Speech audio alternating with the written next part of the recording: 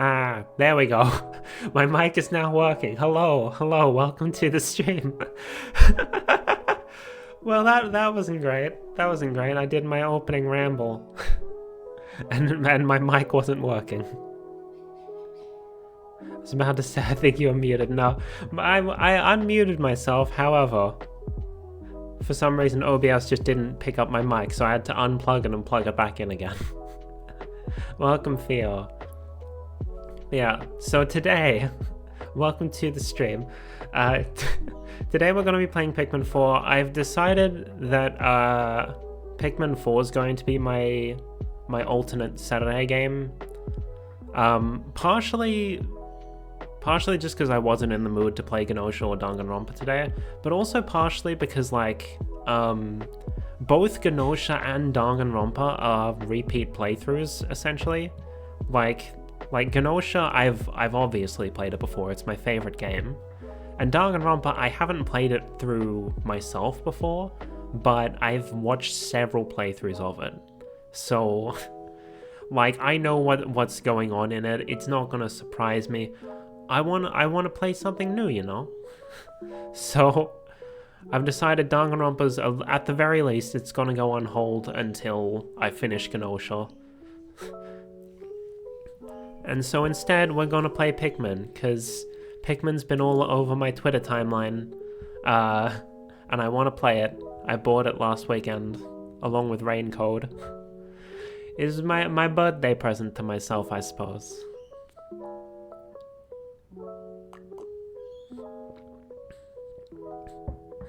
Also, I just wasn't in the mood for Genosha today. My brain's kind of dead, and I guess it's just because I went to bed a bit late yesterday. And then also just had to stay up late on Wednesday for work. And then Thursday, I just had trouble sleeping. So that's probably why my brain is a little dead right now. I didn't want to have to do, like, imagine staying. Theo, did you go to sleep at all last night? Because, like, you were definitely awake by the time I went to bed. So from 1 p.m. to 6 p.m. Wow, 5 hours of sleep. Amazing. That's more than I expected you to get.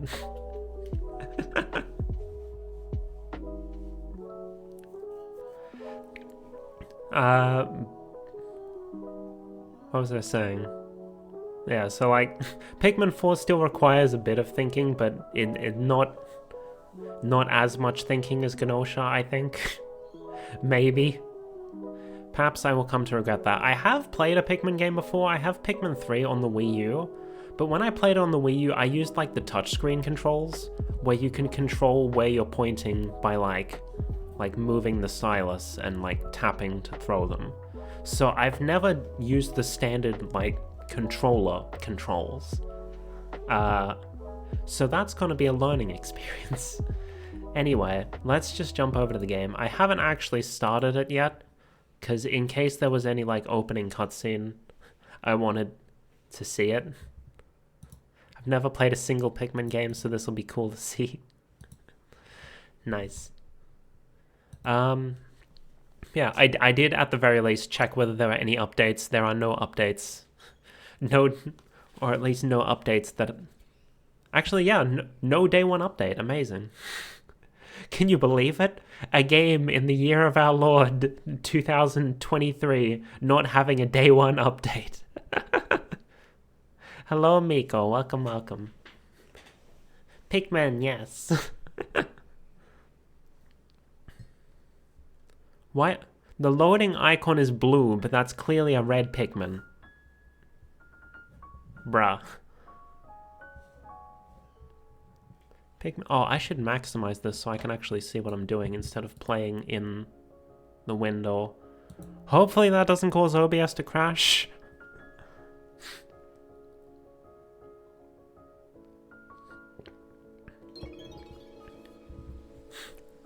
Story, and then there's Dandori Battle, which I think is just the multiplayer. Actually, hold on, let me... I'll maximize my... Oh, I haven't got the chat up on my phone. I'm a dumbass. There we go. Now I just have the game full screened, so I'm not seeing it with my overlay. Let me just pull up chat on my phone. Can you tell I'm a little out of practice? I stopped streaming for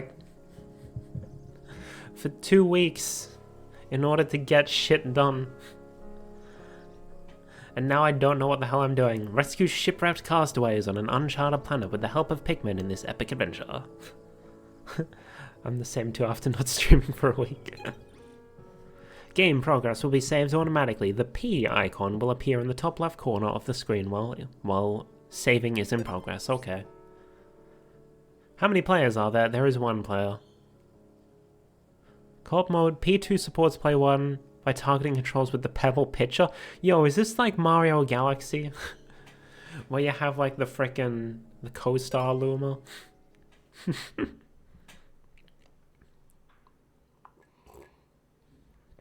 Unfortunately, there is only 1 of me.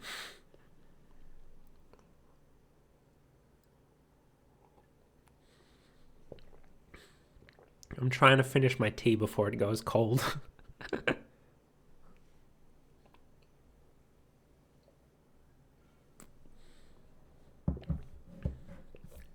There we go.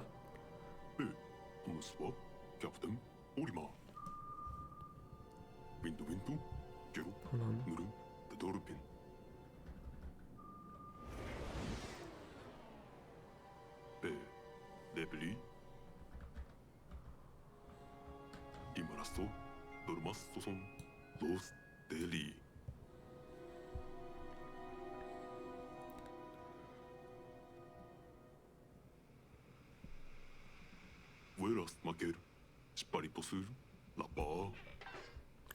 Olamar's a cool dude.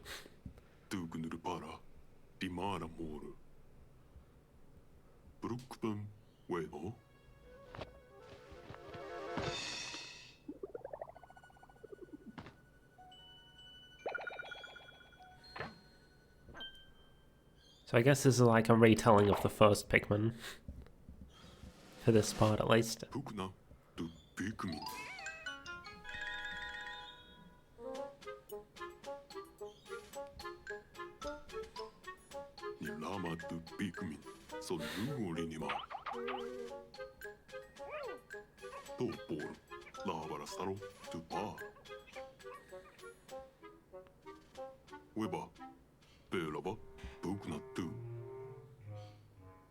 Well, that wasn't in the original Pikmin.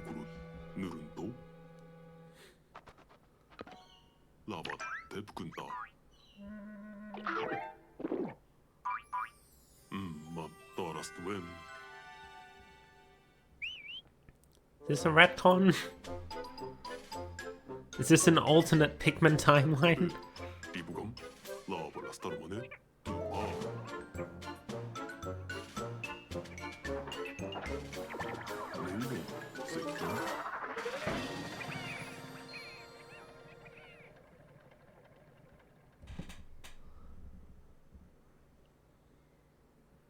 Windows para rivali kefna.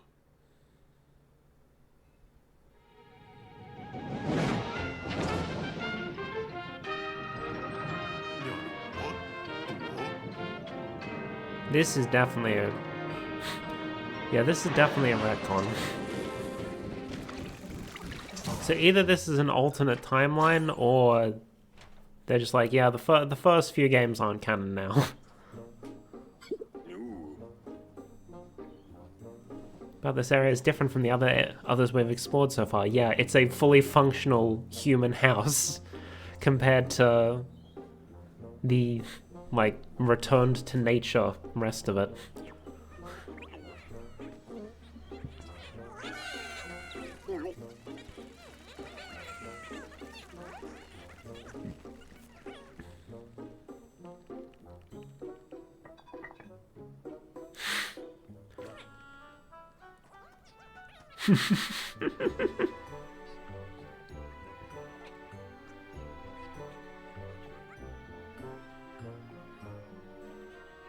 Look at these little guys.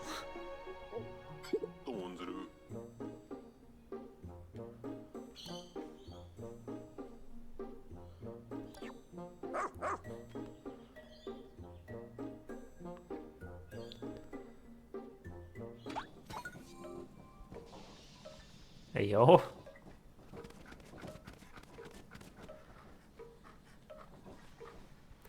So, for those not familiar with Pikmin, the reason I'm saying this is a retcon is because they're phrasing it like this is the first time Olimar has encountered these strange creatures that he called Pikmin.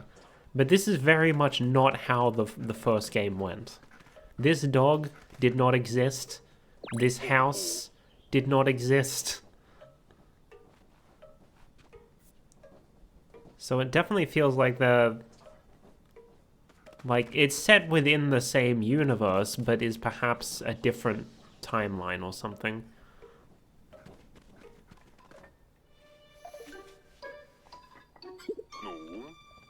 So also the Pikmin head this way. They could be hiding behind those things. Let's break them and see. When we jump, I'll start charging up my pup's strength. I just need to press X and hold down, then take aim. When she's at full strength, I'll let go and let her rush. Okay. So I suppose this Olimar intro is our tutorial then. Before we get to our actual character.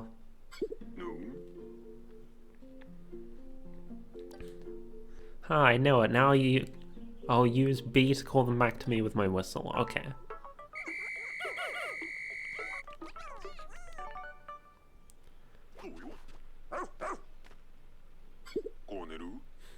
Just wish I knew why the Pikmin ran away and hid in the first place. I better make note of this in my voyage log. You never know when this kind of information will prove useful. Now, how to phrase it. Strange Pikmin behavior. When I arrived at this area, the Pikmin started acting quite strange. They flew out of the onion and immediately hid. I can't find my spaceship parts without them. I suppose I'll just keep looking for them and call them back using my whistle. I need to find my missing ship parts, but it'll be much easier if I have more Pikmin to help me.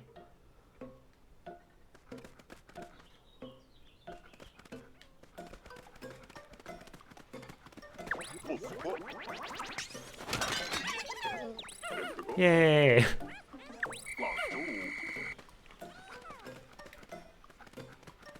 What the hell is that? Don't look before you leap? Olimar, I don't think that's how the saying goes.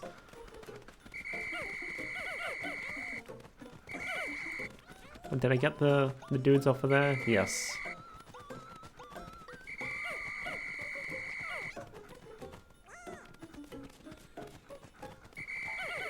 Yeah, it's interesting, this area, because like Past Pikmin games have always sort of implied that it takes place on Earth after humanity has gone extinct or something. But this is just a fully functional human house with like no signs of decay.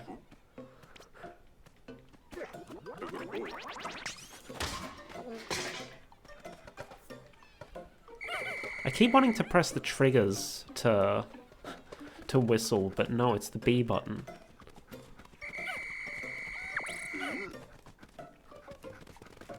Let's get them down with a rush, or, you know, we could just whistle them down.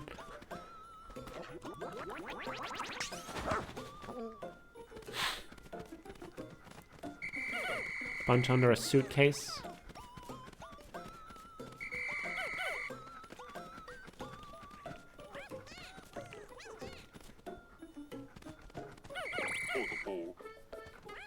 Do I want to know what's up there? There has to be a ship part around here somewhere. It's the perfect situation to rely upon my pup's powerful nose. Track down one of those ship parts, girl.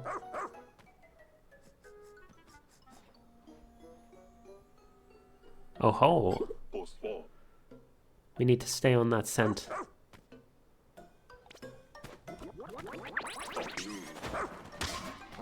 Using R helps keep track of the scent. That is a new enemy. A creature! I don't see any ship parts. Could that thing have swallowed one whole? Those spiky things are going to me. This tough. I have to find an opening. Maybe I should use X to build up energy so we can rush the creature when the time is right. In the meantime, let's circle and wait for the chance to strike. Okay.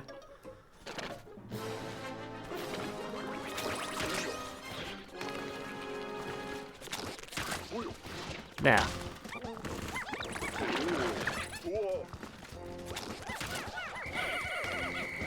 Oh shit. Did I lose any of them? I don't know. Heck. I missed my opportunity. The problem is while you're holding it to, like, charge up power, you can't... You can't turn the camera.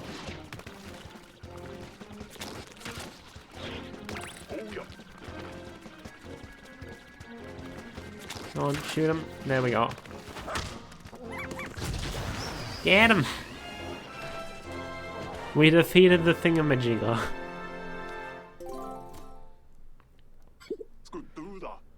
It's the interstellar radio. We located it at last. With this back in my possession, I can finally call for help. Let's go.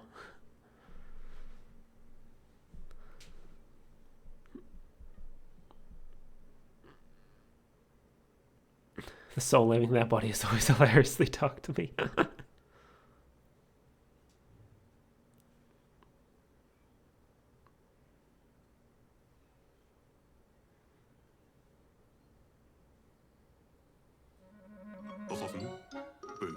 I had recovered the interstellar radio. So I immediately sent out an SOS signal and attached the latest version of my voyage log. Days and weeks passed, but 1 month later, my signal reached the rescue corps, or corps, I believe.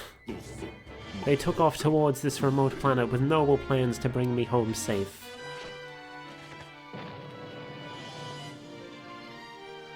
But as per usual with Pikmin, unfortunately fate had other ideas. The rescue officers sent to the rescue me crash-landed during their arrival. Double shipwrecks are rare and extremely unlucky. At this point you might think that all hope was lost. Pikmin is just a series of shipwrecks and crash landings. There was one last rescue officer left at Rescue Corps HQ, a rookie. You. That's right, you are my last hope.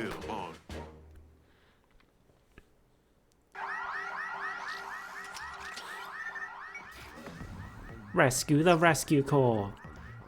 Following emergency protocol, all officers were directed to evacuate the spaceship immediately. Finding the dispersed rescue corps is now your top priority. So in the original Pikmin, Olimar didn't, like, phone for help using his radio. Instead, he just straight up rebuilt his ship and left. Create your ID badge and deploy immediately. Okay, so this part, I'm personally not a fan of. See, the thing to me is, like, if you're going to include a character creator, I feel like that works in, like, a game where, like, customization like that is the point. Something like Animal Crossing or whatever. To me, Pikmin, I'd rather just have a set character that I can get attached to and find fan art of. Pikmin, the point of Pikmin isn't really customization. What sort of body type do we want?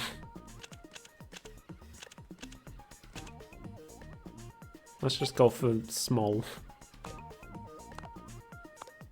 Especially, like, does feel tacked on, yeah. And especially looking at this, like, they don't even give you, like, separate options for, like, eyes, nose, mouth, head shape. Head shape is linked to body type. All the facial features are linked together. This feels... This feels not very well thought out. Just make the rookie a new character. Easy. You can put them in as, like, an alternate costume in the next Smash Bros.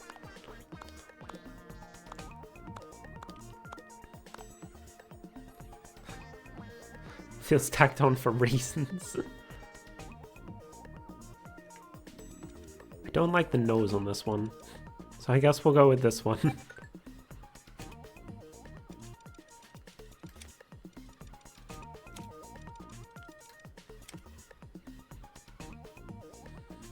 You can import character data to Smash Bros. And would justify this. Let's go with this one, I suppose. Blue, obviously. Do I want blue or green? Because, like, here's the thing, right? My model, with the way my model looks, you'd think my favorite color would be blue, but no, it's actually green. I think I'm gonna go with green. Alright, my profile's still named Sea Turtle. But we're gonna name her Melody. Because as far as I'm aware, the rookie doesn't have a default name. Which is something that really fucking bothers me. Like, here's the thing. If you're gonna make an avatar character in a game where, like, customization isn't the main focus, at least give them a default design and a default name. Like, for example, Robin from Fire Emblem Awakening. They have, like, a default male and a default female design, and they have a default name that's used all over the place nowadays. This, as far as I'm aware, they don't have a default name. So, like, what the fuck do I call them? Are they just officially known as Rookie?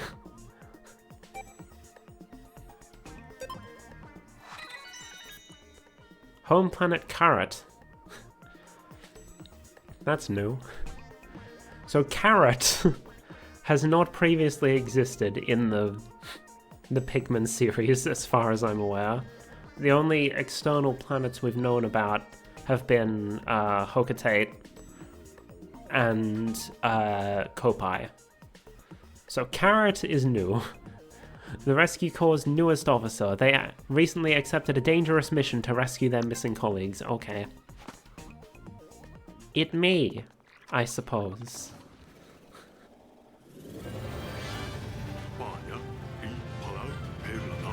Not only my fate, but the fate of the Rescue Corps. I still keep wanting to say corpse. Rests in the hands of one inexperienced adventurer. Gee, thanks, Olimar. Love how he makes sure to note that we're inexperienced. Like, as if he isn't just an interstellar delivery man. They make him out like he's some big, important explorer, but really, he just works for a shipping company. Search for the missing rescue officers. Like, oh... I think Olimar is great, but part of the reason he's great is because he isn't this, like, big, like, amazing adventurer or whatever. He's just a shipping worker who got stranded on an alien planet, who has, like, a passion for biology. And that's it. He's just a cool dude. Also, he has, like, a wife and a son. Like, he looks like this little scrunkly dude, but he's a father. He is an adult. Anyway, here is dog.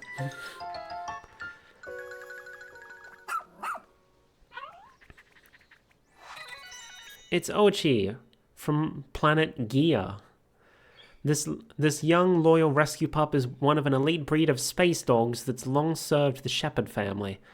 This is his first mission. And apparently, unlike all of the spacemen from the Pikmin series, he is apparently not... He doesn't die from oxygen.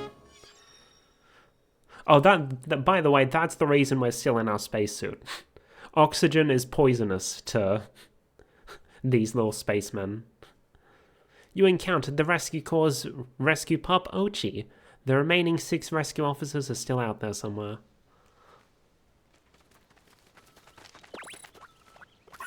Ochi looks like way smaller than Olimar's pup.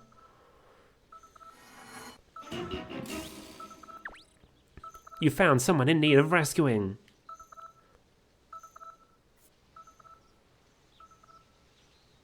Oh no. All right.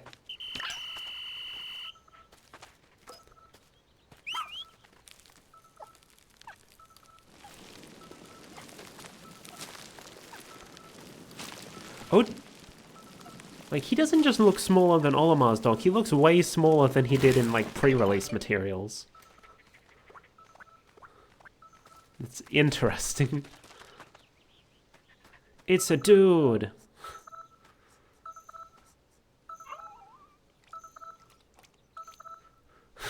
How does that... How does licking his helmet get him to wake up? Is that you, Ochi? I'm not gonna do voices for this game. I deliberately played this instead of Genosha because I didn't feel like voice acting.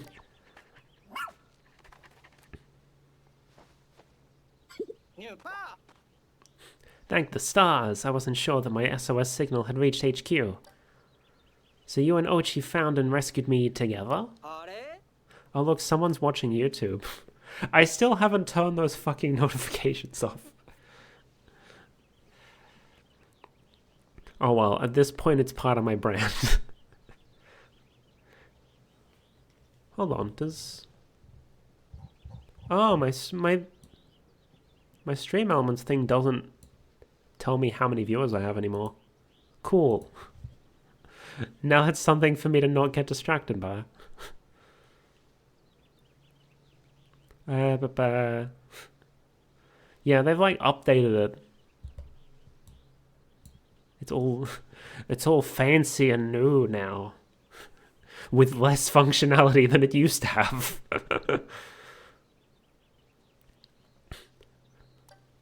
Never known Ochi to listen to anyone other than our captain. Oh, I should probably introduce myself. I'm Colin, communications officer for the Rescue Corps. Are they all gonna have like punny names? Because Colin, it sounds like, you know, he's calling in a rescue. I'm down for this. Give me the puns. It's Colin, also from Gear. As the Rescue Corps comms officer, I hate that core is spelt like that. Why isn't it pronounced corpse? As the Rescue Corps comms officer, he handles communication for his fellow officers, plus he's handy with a wrench. Yay! You met up with Colin, the Rescue Corps' comms officer. That's one down. Now where could the other rescue officers be?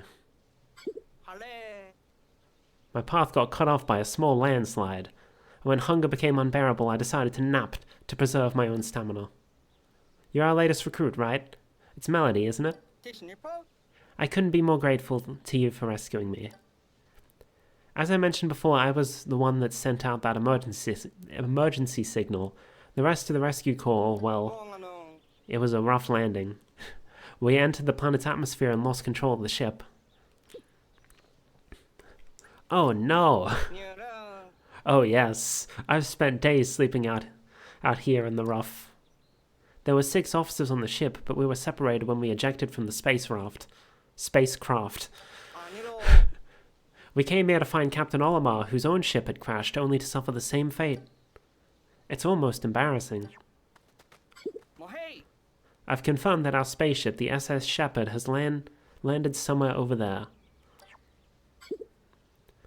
But I couldn't reach it on my own. Now that you're here, maybe we can find a way back to it. And if we're lucky, we'll come across a few stranded officers along the way. Oh, before I forget, take this. It's an official Rescue Corps tablet. We use them to share information. Thank goodness I always carry an extra. Tap up on the left side there to open and review your missions. Ah, so it's actually it's a Nintendo Switch. You can use this app any time to confirm what your tasks are top priority. I have some other handy apps to share, but I'll install them later when we have a moment to rest. For now, just remember that you can always tap up to view missions. But if you press minus and select shortcut settings, you can assign different functions to each shortcut button. Cool. Now then, let's go find the SS Shepherd. Let's go.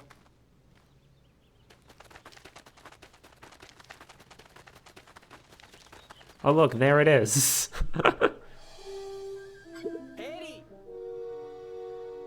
There she is, the SS Shepherd. I can see the ship, but I have no idea how we're going to reach it from here. You know, there's something familiar about this area. I remember something. It's just up ahead, let's go. Okay. It's like, I have no idea how we're going to get to it from here.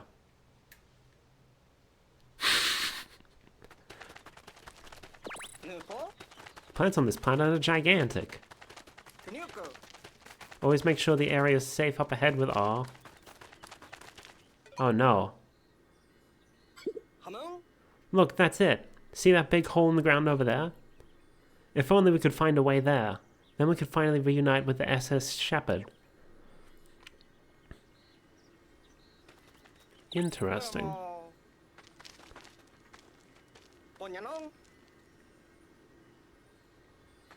Oh. Hello. Something under that dirt. This is a perfect job for a rescue pup. They're known for being excellent diggers. I already figured that out. Good pup, Ochi. You're making good work of all that dirt. Almost there.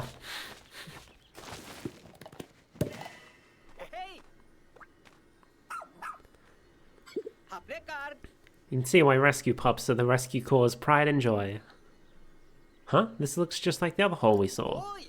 Well done, Ochi. So we're all... We haven't even found Pikmin yet, and we're already going into our first dungeon. That's interesting. I wonder if the two holes are somehow connected underground. It looks pretty deep. We're just going to have to dive right in. For real? I can't say that phrase without thinking of fucking Ryuji from Persona 5. For real? Also, like, does fall damage not exist in this world?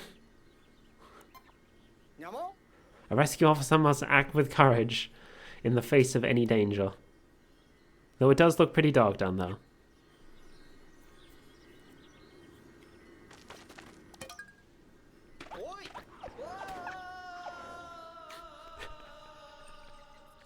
Burrow of Beginnings, sub-level 1. Yeah, this is straight up just a dungeon. And we don't even have Pikmin yet.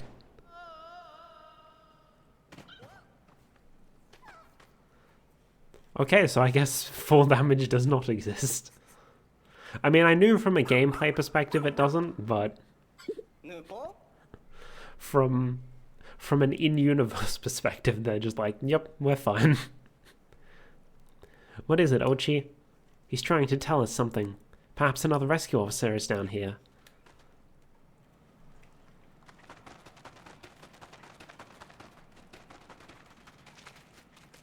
Ah, we just passed through the mushrooms. Oh, these ones react. But the skinny ones don't. They're all wiggly. Oh man. Bulb lava.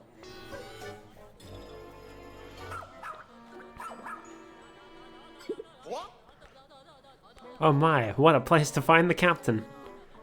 That terrified individual you see over there is the captain of our rescue corps team. Look sharp, Melody. The captain comes from a long line of rescue officers going back. This is no time for a history lesson. Hurry up and do something. Okay.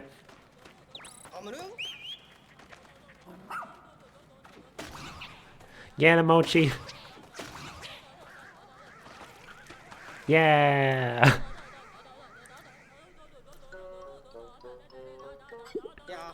Phew, now we can relax a bit. Captain, we took care of the creatures down here. Can you get down? I hope so. My arms are almost numb. I've been hanging on for so long. Okay, I can do this.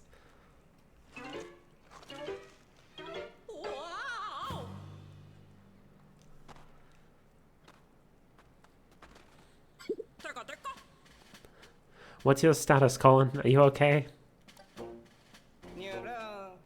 Shouldn't I be asking you that? I'm just relieved to see you alright. Oh, you, I haven't seen you since rookie training camp. I am Captain Shepard of the Rescue Corps. If you don't remember. What is this, Mass Effect? Did you order Ochi to get rid of those creatures all by yourself, Melody? Huh. Ochi's not supposed to obey anyone but me. Guess that rookie training paid off after all, didn't it? You know, the first time I saw you in training, I had a feeling you'd make a top-notch dog trainer. Shepard, also from Gear, are we the only member of the Rescue Corps who's from a different planet? The 99th generation Rescue Corps, or a 99th generation Rescue Corps officer. She was saved by a rescue pup as a child, sparking a lifelong love for her furry colleagues. Found Captain Shepard! Da-da-da! We found Captain Shepard. With the captain here, it feels like there may be some hope for us after all. Sorry to interrupt, Captain, but what were you doing down here anyway? While exploring the surface, I discovered a suspicious hole. I leaned over to take a look inside and fell right in. I wandered around this cave trying to find an exit when I came up on those icky, slimy creatures. Hang on, did you fall down the hole located near the SS Shepard? We entered this cave in an attempt to reach that very opening. Well then, what are we waiting around here for? Let's get back to the SS Shepard. Copy that. Is something wrong? You didn't say anything, Melody. Copy that is the Rescue Corps way of saying understood. Let's try saying it together, okay? Copy that.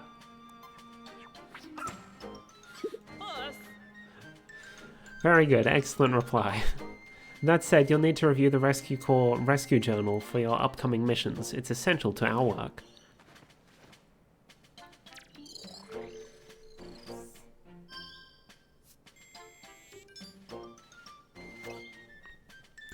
Rescue Journal. This is where you'll find advice left by captains both past and present. I have no doubt the knowledge and wisdom they share here will guide you well. Irma Shepherd. Oh, so her first name is actually Irma. Interesting. Okay, cool. You'll be able to access them via your tablet as the need arises, so put them to good use while you're out in the field. Since Ochi and you have bonded, I officially approve of your partnership.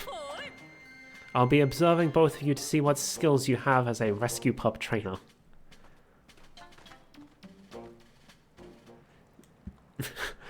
Thank you for focusing the camera on where we need to go.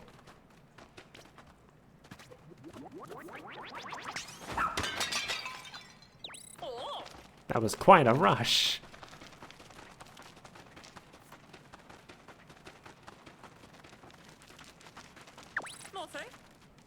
Remember this area. What do I... Tablet said something new. Okay.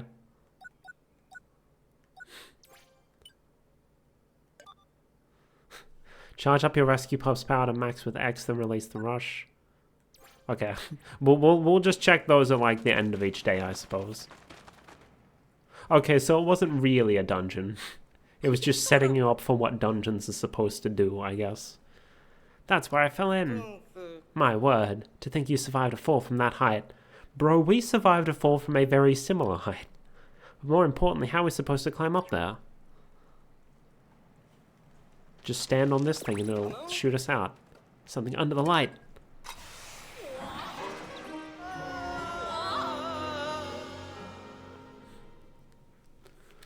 So it's an air vent. I think in the... Well, not the original, but Pikmin 2, because that was the last game with dungeons. I think they used a water geyser instead. Although an air vent makes more sense because Pikmin can't swim, so... Well, aside from blue Pikmin.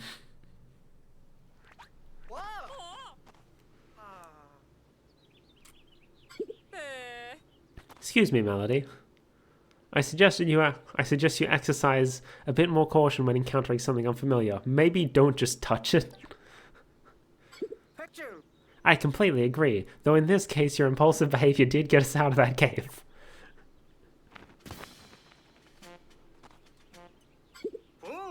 Alright, Captain, the Rescue Corps flag has been officially planted. Now for the status report on all cave-related activities. We located and rescued one castaway, and no other individuals were found during our search. Noted. Then let's consider the investigation at this cave complete. I hope this experience will help you prepare for the challenges inherent to our work. There are lives depending on us.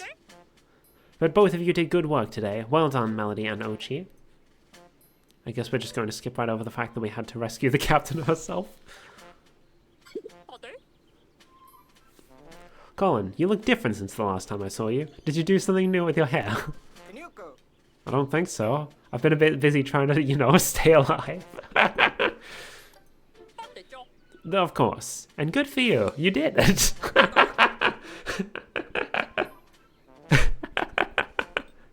You did it. Well, here she is, the SS Shepherd.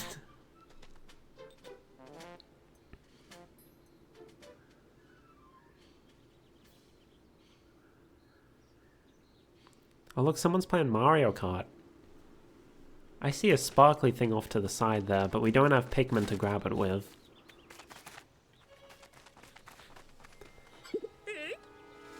Is that smoke pouring out of the SS Shepherd? I'll investigate right away, famous last words. Yeah, I'm curious, whether, like, my decision to use a green jumpsuit means that all of the characters now have green jumpsuits. Or spacesuits, rather. Because I know I have seen them with different colors. So I thought they all just had a set color, but I guess they just match whatever whatever uniform you choose. That's interesting. I guess it makes sense that they would have the same uniform. Status report. Upon investigating the interior of the ship, I discovered the engine had overheated, and that the spaceship was seconds away from total destruction. What? Oh no, will it be okay? It will. I initiated an emergency shutdown and everything's stable. Thankfully, the engine can be repaired. However, the ship's energy stores are now completely empty. So we have no way of getting off this planet, let alone searching for Captain Olimar. Not necessarily. I think I saw something in Captain Olimar's voyage log that may prove useful. Here it is. Take a look at this. Voyage log. I found treasure. After thorough investigation into the shiny objects found on this planet, I have deduced that they must contain sparklium. I feel giddy to have found real-life treasure, but my focus must remain on my main objective, finding the missing parts of the SS Dolphin. So sparklium is a concept introduced in the spin-off game Hey Pikmin that acts as sort of a sequel to the first couple it's sort of a spin-off because it's like it's a 2D platformer instead of a 3D RTS. But like it does still follow the main chronology. Basically, Olimar after so the story of the Pikmin series, Olimar crash lands, he gets back to his home planet, and finds that his company is broke and they have to sell off his spaceship. And so then they go off to find treasure on the planet that he crash landed on. And Hey Pikmin picks up after all of that, after the company is no longer broke and Olimar has been able to build the SS Dolphin 2. And then he crash lands on another planet that also has Pikmin on it, or something like that. The thing is, though, this isn't following that chronology. But apparently, sparklium is still a thing. In layman's terms, we should be able to extract sparklium from sparkling objects that we find on this planet and convert it into energy. If they can be used to restart and restore the SS Shepherd, those objects are truly nothing short of real-life treasures. I'm skeptical. But at this point we have nothing to lose. This may be our only chance. From this point on, we have a new mission. Find and collect all the sparkly objects we can. Copy that. And so, just like Pikmin 2, we're looking for treasure. Apparently, sparkly objects can be used as an energy source. Locate as many as you can so you can restart the SS Shepherd. Once we collect this treasure, we'll need a way to transport it. For that, we can use the SS Beagle. A roll of the Rescue Corps' ship? Oh, right.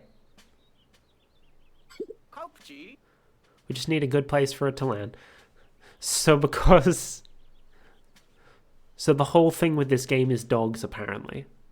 Because, like, the Rescue Corps always teams up with a rescue pup. In this case, Ochi. Then the main ship is named after a German Shepherd, and the small ship is named after a Beagle. Good place for it to land. Huh? What's that over there? Random ring of gems? Perfect. It's so shiny. Maybe it's some sort of landmark, but I'm not completely sure. It looks like the perfect spot for a base of operations. Call the ship over.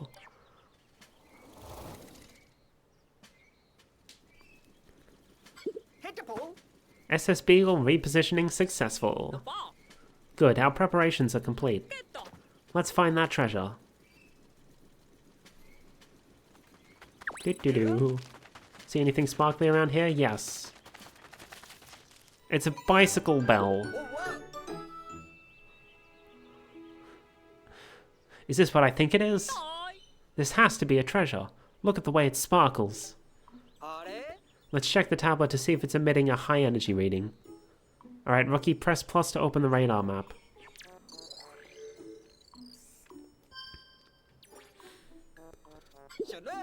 The presence of sparklium confirmed. That star in the center represents the treasure.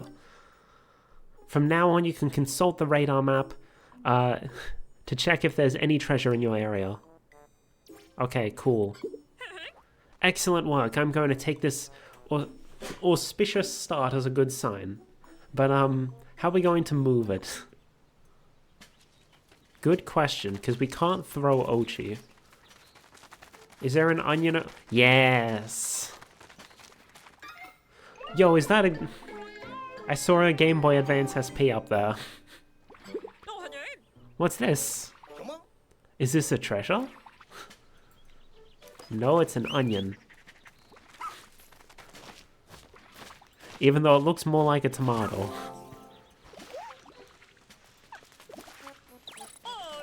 Good job, Ochi. Where'd the captain go? Colin's here. Where'd the captain go? Is the captain... Oh, there she is.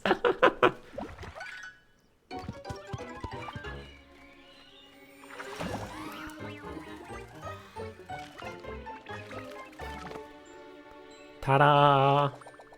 Onion.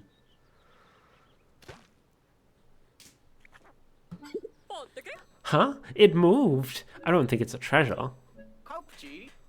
What could it be? Colin sounds like he's saying like fucking PUBG. Oh man, Colin plays Battle Royale games.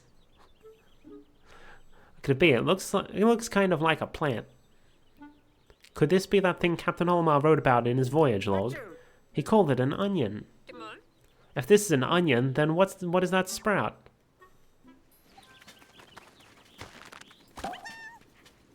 It's a little guy! Red Pikmin.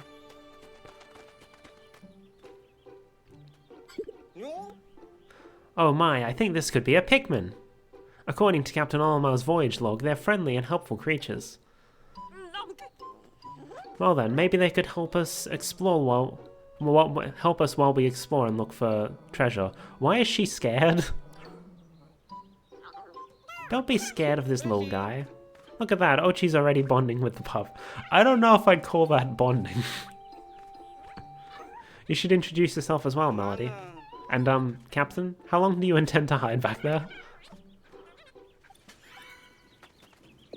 We have a Pikmin. You can select Pikmin with L and R. Press A to throw them, I believe. Okay, so there is a bit of auto-targeting.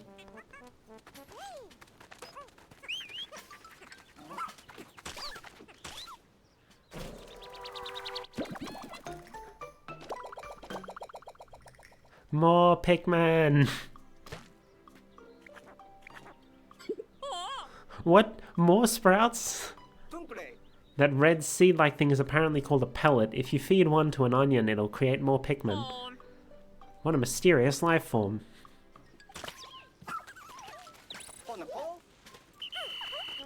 This must be how we get more Pikmin. Get out of the way, dude.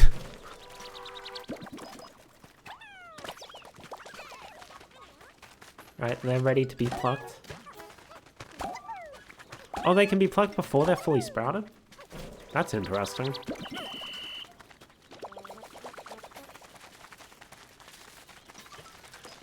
Get all the Pikmin. Okay, Ochi, I guess you can do that. I see something sparkly way up there. Oh. Oh, so we're supposed to rush to knock it down. Interesting.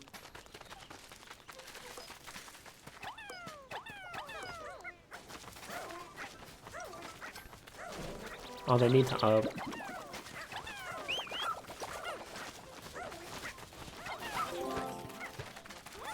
There we go. We got a fork This treasure is large. How can we physically collect something this big? The ship uses a special type of light ray that miniaturizes objects during collection. That shouldn't be a problem. I'll examine it with the sensors on the SS Beagle right away. Let's hope it contains the type of energy we need.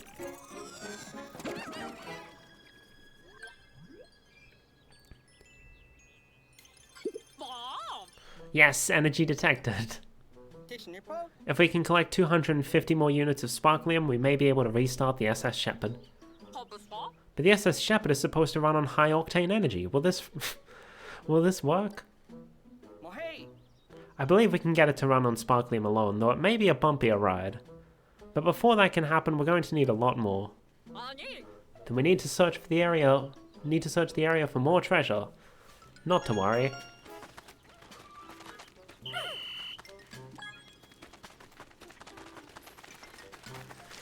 Not to worry, there is in fact more treasure for us to get. Like that Game Boy SP over there. Game Boy Advance SP, rather.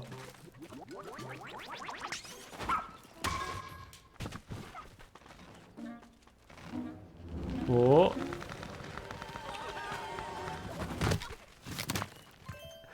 Why did they make like a special little cutscene for this? That was close, too close.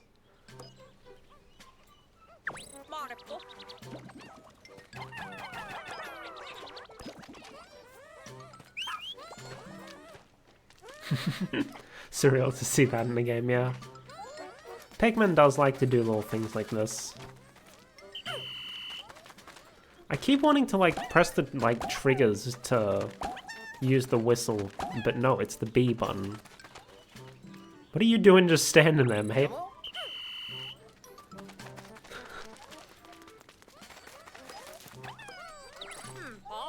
Combine Ochi and the Pikmin's strength. You don't actually need to, there's enough Pikmin that you can just use the Pikmin, but whatever. And then we can throw the Pikmin up to get the bicycle bell.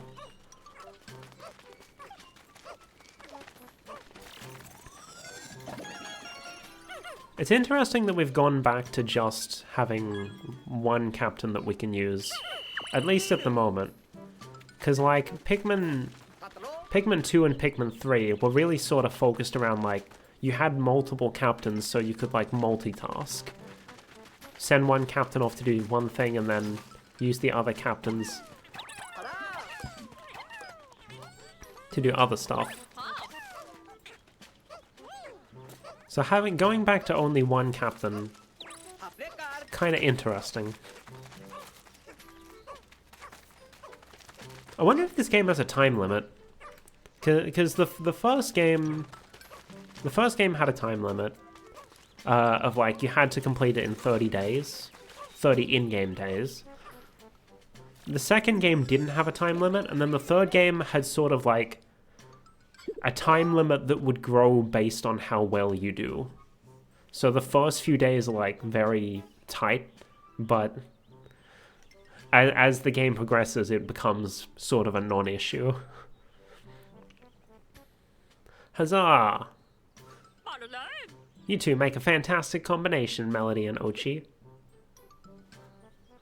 Copy that. You nailed it that time. Of course, this isn't quite the right occasion for a copy that, but good effort. The Pikmin are very obedient. They move and work like tiny rescue pups. Now it's time to extract the energy from the treasure. Get started right away, Colin.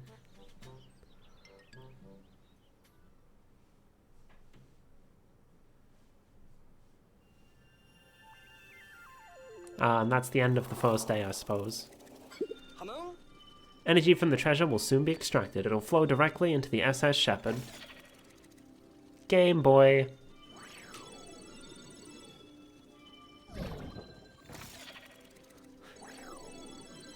Bicycle bell. Fork.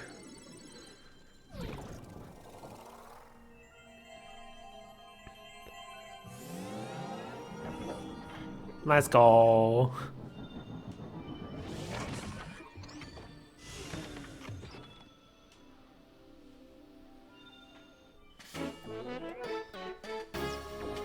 The SS Shepherd is running! We restarted the SS Shepherd using the sparklium extracted from the treasure. I guess the sparklium's really just like, this is their justification for why we're collecting treasures again. Because collecting treasures is fun, having all these silly items to grab, but like, it doesn't make sense for this type of game because we're not treasure hunting like we were in the second game. So they're like, yeah, it just has sparklium in it, don't worry about it. We did it, the ship's back online. We still don't have enough energy to fly, but now we can use the radar to look for our missing rescue officers. Excellent, Colin. Boot it up and see if we pick up any signals.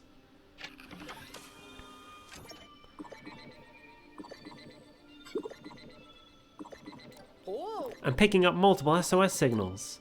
They could be coming from our lost rescue officers, and even Captain Olimar.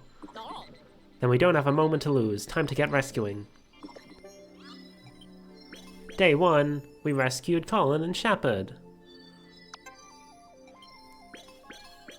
We got the Noble Bident, the Stone of Advancement, and the Path Creator. That's interesting. The ship is automatically naming the objects. We encounter unknown objects and elements on our missions all the time, so I had a naming AI installed on our new ships. Apparently it was co-created by a famous appraiser. It's more sophisticated than I expected. Pretty impressive. It is neat, but a backup power source would probably have been more helpful. Oh man, there's AI in everything nowadays, even in our Pikmin games. I was worried when I saw the smoke billowing out of the SS Shepherd. I didn't know how things would shake out. Thank goodness we were able to make repairs. The repairs, rather. I'd been roughing it for so long, and there's something to be said for finally having a properly prepared meal. And you're sure we have enough emergency rations, Colin? We have no idea how long we'll be stuck on this planet. I counted our stock 3 times, but I can do it again. Excellent plan. Now, tomorrow we'll focus on recon, so you and Ochi need to eat and get lots of rest, Melody. But don't forget to review your missions before heading to bed. Okay. Secure energy source. If we're going to restore the SS Shepherd's radar and expand our search area, we'll need to go out and gather more sparklium. Our next goal is 1,500. Okay.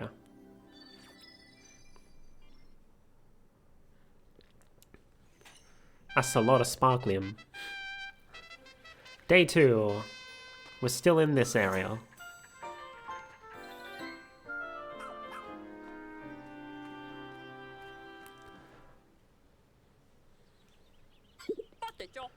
Alright, I guess this is everyone. I call this strategy meeting to order. Copy that. Here's the latest status report. As of today, 2 rescue officers and 1 rescue pup have been recovered thanks to the efforts of Melody. However, the whereabouts of the other 4 rescue officers remain unknown and the SS Shepherd is out of commission. Alright, all things considered, our primary mission to rescue Captain Olimar has run into some roadblocks. Our first priority is now the search and rescue of our fellow rescue officers. Melody, Ochi, fly to the area where our radar picked up those distress signals and try to track down our missing personnel. Colin and I will remain with the ship. We'll provide direction and guidance from here. Don't worry, we'll be available via the SS Shepherd's wireless communication at all times, so you'll have our full support. I wouldn't typically assign so much responsibility to a rookie, but after seeing you in action, I know you can handle it. Plus, you'll be in good paws with Ochi by your side. You two make a great team. Captain, what about our search for Captain Olimar? Should we officially put it on pause? No, we may still find him during our hunt for the other rescue officers. I'll keep it on our mission list, just in case. On that note, I hereby call this strategy meeting to a close. Copy that. Captain Olimar is shipwrecked on this unknown planet. Discover his whereabouts while you search for missing Rescue Corps officers.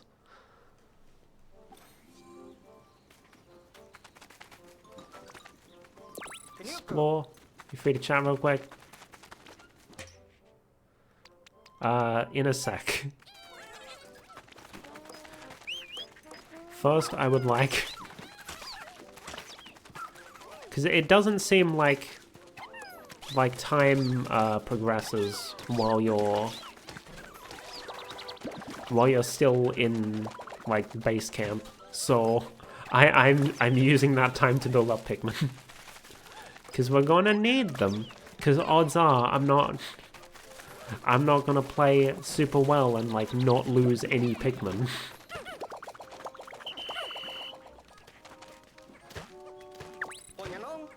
You free to chat real quick? Just a sec. Just a sec, let me get my Pikmin first.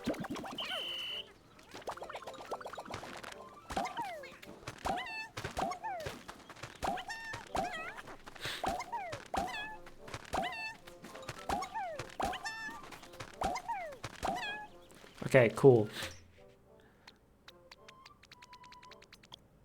25, that's much better.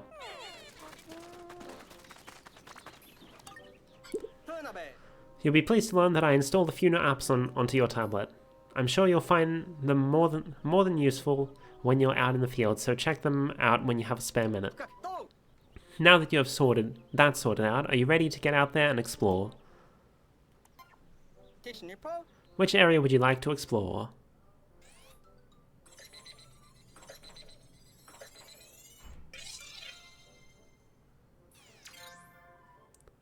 Sun-speckled terrace. Looks like there might be a missing rescue officer here we need to get out there and find. That doesn't look very far from the ship. Maybe it's more zoomed out than I give it credit for, but it really seems like we're just going over the wall that our ship is inside. Sun-speckled terrace. Let's go. The first real day of the game.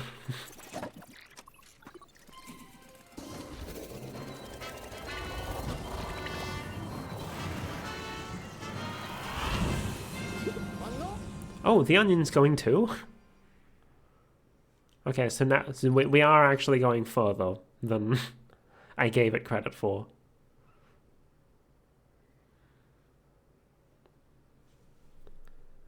So something I have kind of been spoiled on is that apparently the onions aren't like mandatory for progression, because there's just like wild Pikmin here and there that you can find, which is interesting. I suppose we'll see how that goes. I see a berry. I wonder if the treasure names are going to be consistent, like, between this game and past games. Because, like, strawberries are usually, in the series, referred to as sunseed berries. I think.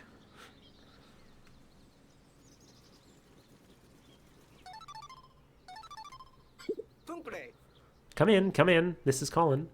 Looks like you made it there in one piece. The One Piece is real. Hang on. I'll have the captain explain how today's rescue operation will work. There's the clock. See the clock at the top left corner of the screen? I kind of prefer the bar that goes across the top rather than a frickin' gauge like that. But I suppose we'll just have to put up with it. It's set up so that the hand will reach the rightmost edge at the area's local sunset time. Search for our missing rescue officers during the day, but hustle back to the rescue command post before dark. Copy that. We're counting on you. Oh, you probably noticed that the Onion accompanied the SS Beagle. According to the voyage log, the Onion also serves as a form of transportation for the Pikmin. We've got a lot to do and can take all the help we can get. I think you could put those Pikmin to good use. Okie dokie.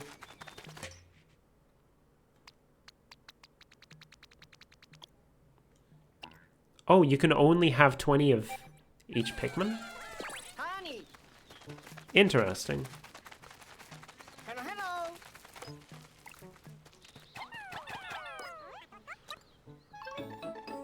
Just grab a couple of these. That's a pretty rock, isn't it? It doesn't seem like treasure, but it might be useful. I'll check out Captain Olimar's voyage log. Raw materials. One could mistake this raw material for a simple stone, but has more in common with amber and other fossilized biological matter. When heated, it melts into a brown clay that becomes malleable. I should be able to find many applications for it.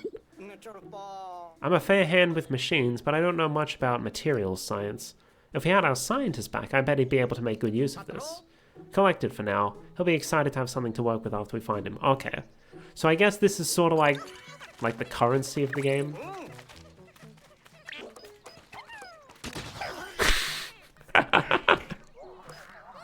I like how expressive they are.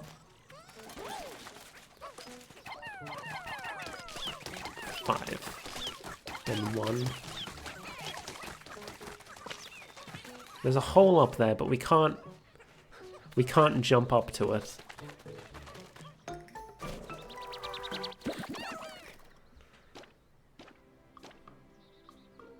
Oh, this is the tutorial of like, yeah, it can't spit out more. Huh?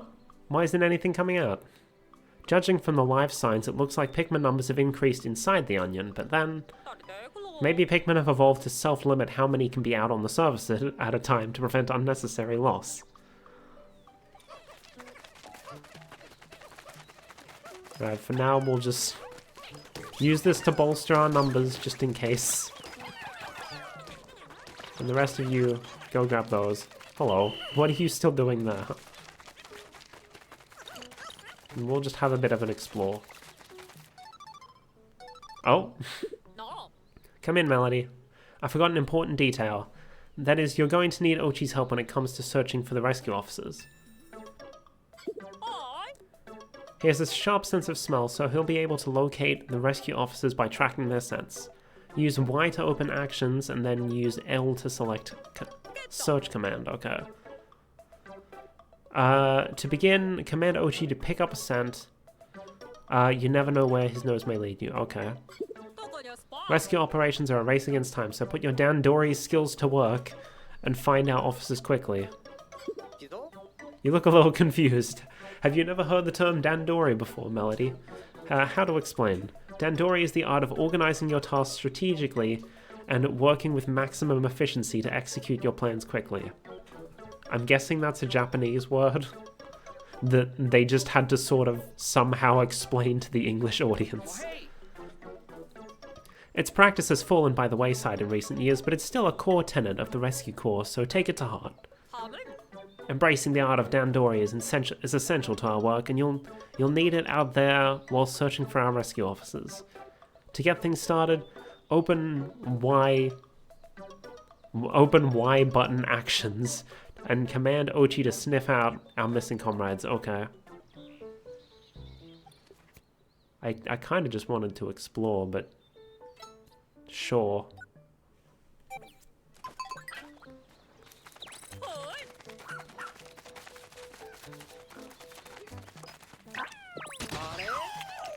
Do something about this wall, yes. So I'm gonna go back and grab our Pikmin again.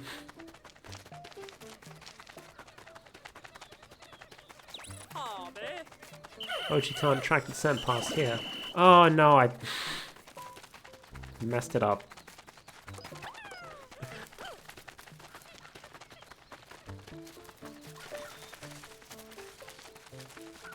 Okay, for a second I was like, that timer is moving way faster than I feel like it should.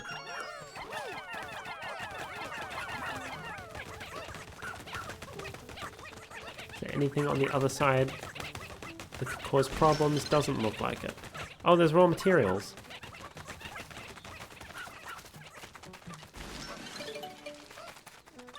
See, if I had multiple captains, then I could go back with the Pikmin. Since coming from inside this cave, okay. Look, there's a cave here too. This area is crawling with creatures. Rescue officers could have retreated into our cave to get away from them. Or into the cave, rather. Words. We should probably take a look inside.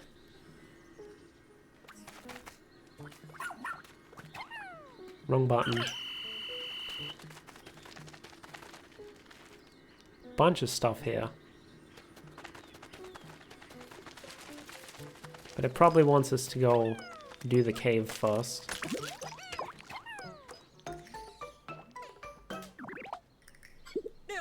Did you see that? It bloomed a flower. What's going on here? That substance is called nectar. When Pikmin consume it, it stimulates their growth, apparently. The voyage log says that the more they grow, the faster they move. They really are mysterious creatures. I'm trying to target that.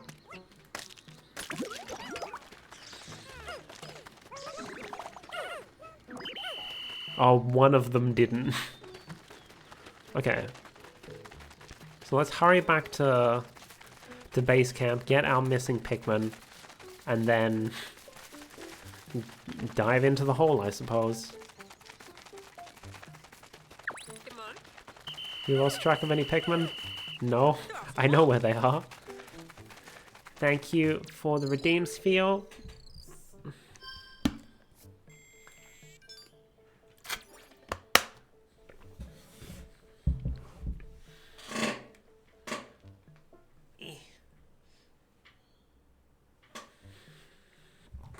Hold on, I'm gonna adjust myself a little.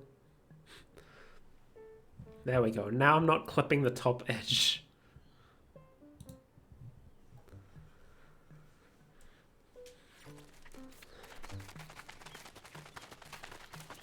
Alright, we've got a bunch of flowers, a bunch of leaves, all red Pikmin.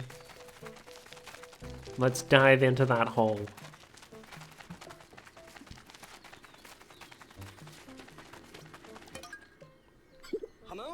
I wonder if there might be a voyage log entry related to these coordinates. Yep, here it is. Last Frost Cavern. Ooh, is this where we're going to get ice Pikmin? I entered a cave to look for SS Dolphin parts and found a creature that defies the logic of space. And it further surprised me by expelling frigid cold air. Oh, so now instead of just fiery and watery blowhogs, we've now got icy blowhogs. Imagine if there were Pikmin that had been acclimatized to that cold air. This planet's ecosystem is full of mysteries. Take a look at this. That Captain Olimar is certainly thorough, isn't he?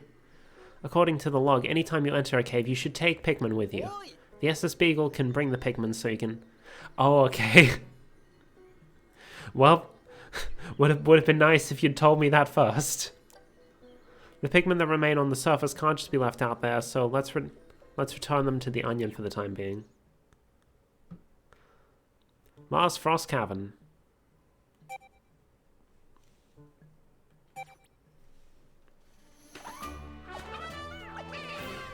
It does feel weird that they're limiting us to 20, because like past Pikmin games, the limit has always been 100. Practice it. Try to practice it in everyday life.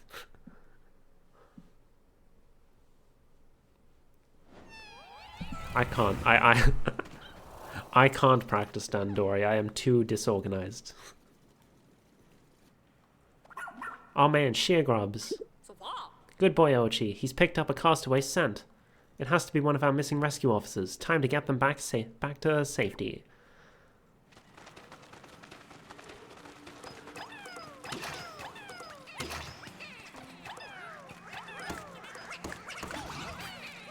Why did it take them that long to get it?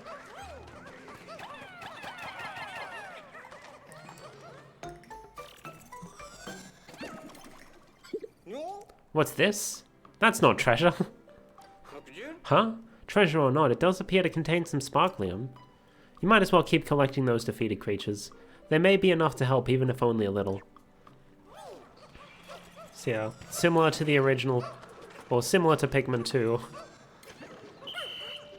I didn't mean to whistle you guys, sorry about that. Similar to Pikmin 2, the onions don't come into the dungeons with us. Oh? I see them! The new Pikmin type.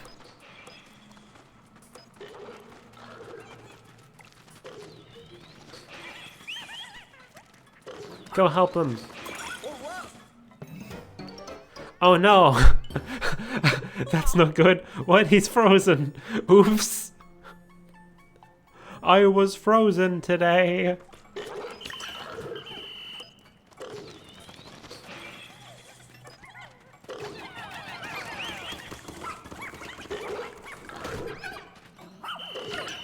Get over here.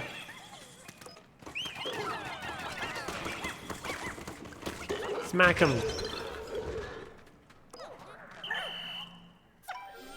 There's one of the new types. Ice Pikmin. Because as of Pikmin 3, they stopped naming them after colors. For some reason. Are these Pikmin 2? Let's see, the voyage log says... The Ice Pikmin. I always thought of Pikmin as plant-like creatures, so I never dreamed I'd come across an ice variant. Ice Pikmin can use their icy bodies to freeze water in creatures, but they also float like ice in water. Don't spray them with water though, they really don't like it. Their bodies are made of ice? Who knew that something frozen could move around like that? It's incredible. Oh, they've already picked up everything. Let's go back and grab our Pikmin again. Well, there's a bunch of nectar too, so we can...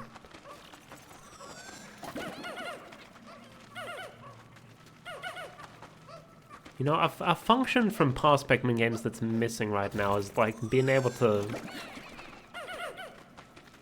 use the whistle to command where everyone's going. Huh? That seems like a lot of Pikmin. Is your squad bigger than normal? Oh, I see. When you're underground, you can have a larger squad because the wild Pikmin you find will join you. Cool beans. So like you could just make them run around like that. And that was like a good way to get everyone onto the nectar.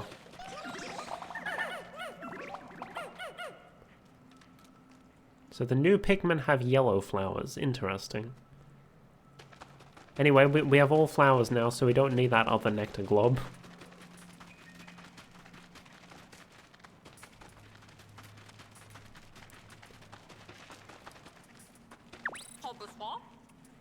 Are you using the radar map? No, I'm exploring.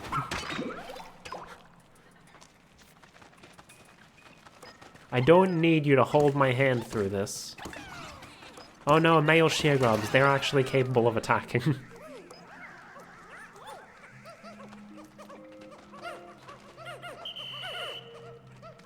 What is that? Oh. Shortcut.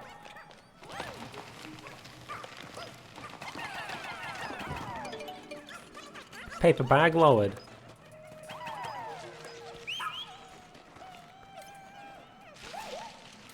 Oh, it's paint.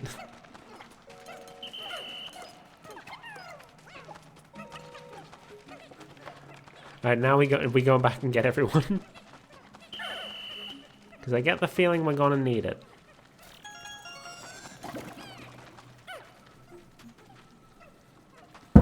Ah! Smacked my hand on the edge of the table.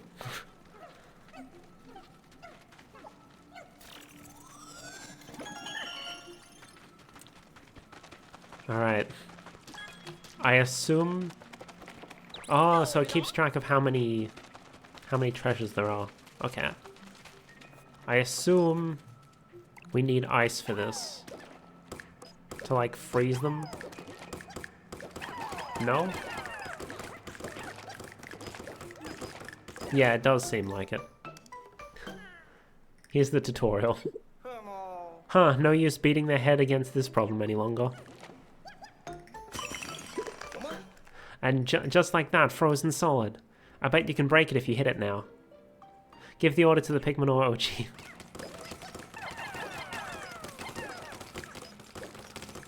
And we'll just wait for this one to freeze. Hydro Jelly. Interesting name.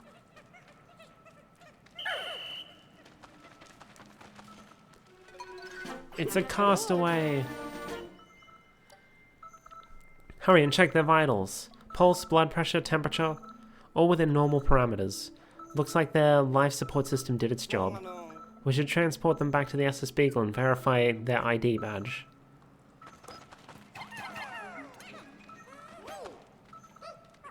Interesting that... Like the... Oh. There's the more. I was like, there's clearly more things in here. Oh look! More ice Pikmin. Dig it up.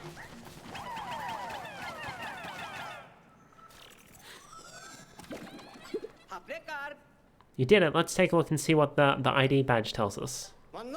Hey, this is Russ from Planet Gear. Are we the only member of the rescue corps who isn't from Gear? An inventor, material engineer, and lover of all things science, he can develop all kinds of useful gadgets with the right raw materials. Oh, thank the stars he's alright. This is Russ, the scientist in charge of repairs and upgrades for our spacesuits and the SS Shepherd. His technical knowledge will be beyond helpful during this rescue mission.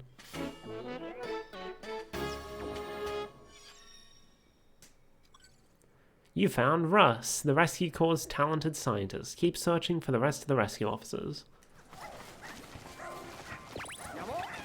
You all done down here? No. Did that Pikmin just... Looks like it's sputtering. Looks pretty pale for an onion. What do you think? Should we take it with us? Oh, so like because they're underground, they don't have enough like sunlight. And we need to bring them back to the surface to reactivate them, or something like that, probably. We probably don't need to have the Pikmin with us and we can just go and it'll warp them over to us, but just in case. Huh? This onion is different somehow? Let's take it back to the surface so we can compare it with the other onion. Interesting.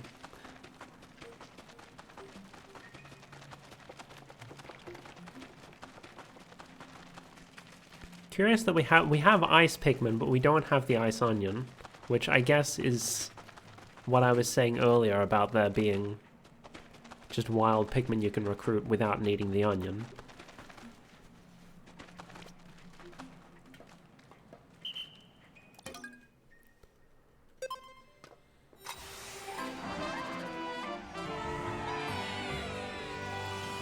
Back to the surface.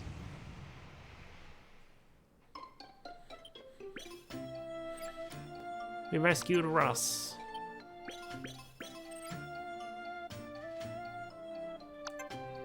Bunch of things. Investigation complete.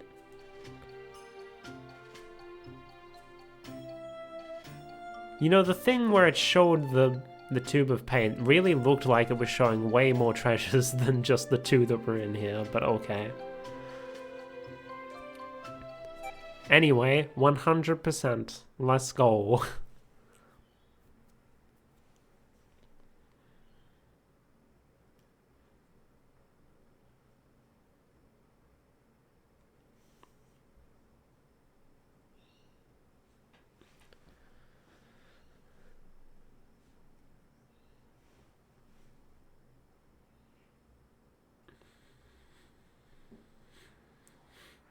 There we go.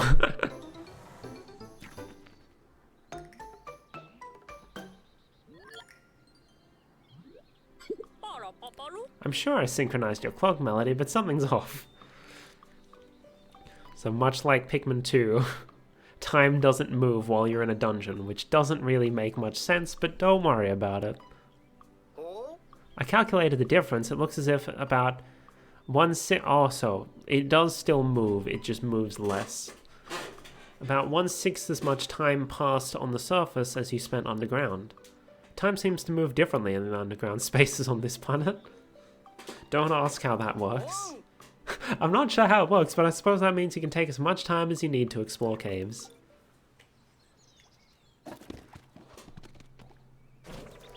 Oh?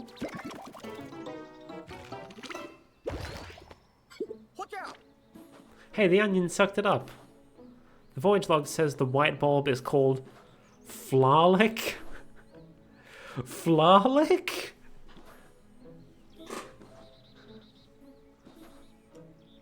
Bruh.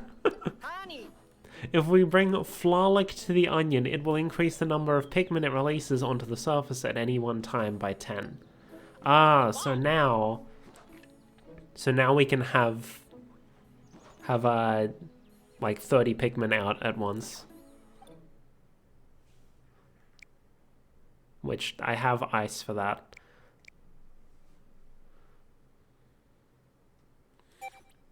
And I think from what I heard, like you can only bring like 3 types of Pikmin with you per expedition, even if you've unlocked more than that. Pretty far from the SS Beagle. Not really.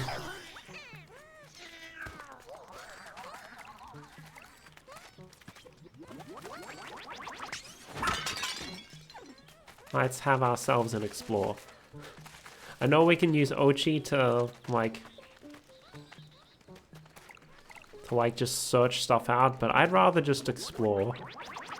If we don't have like a time limit on days, like, why not just...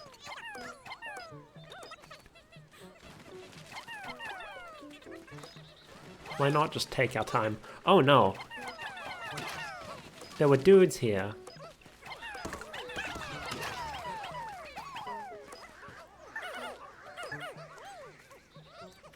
Okay, well that works. What were you... Is there a thing in there that you were attacking? No. Not sure what was going on there. Anyway, we'll send a couple down there to help. Look how all the Pikmin work together.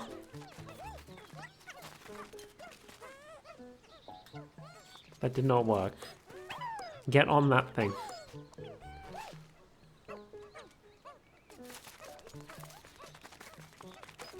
Oh?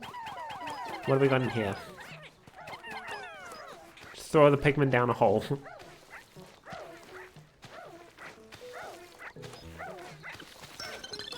Oh, that is a lot of stuff. Come on. Bruh. Oh, that's why, because it has Ochi selected. There we go. Okay, and there's Fiery Blow. My dude, why are you going this way? I guess it doesn't really matter. They are immune to fire, but let's go back and grab everyone. So that we actually have... I'm not gonna worry about getting the pellet posies. Like, we have enough to, like, fill how many dudes we can have out at once. As long as we just bring the corpses back, we should be fine. Which sounds a little morbid, but don't worry about it. It's the circle of life. Let's go defeat... Oh, look. You guys can slap that up. There we go. Let's go defeat that that fiery blowhog. Middle of the day.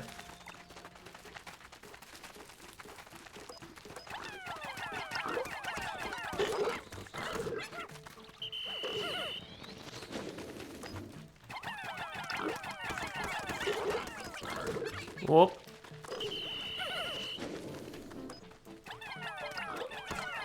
Heck.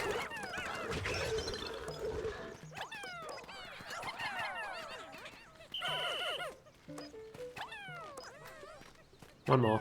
There we go.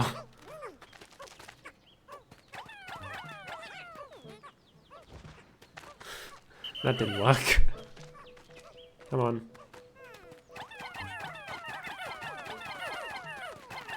Can I not get up there? Oh. There. Like, no?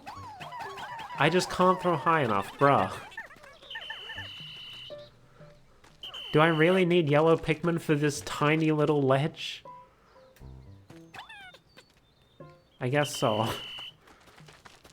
That's lame. Dude, get over here.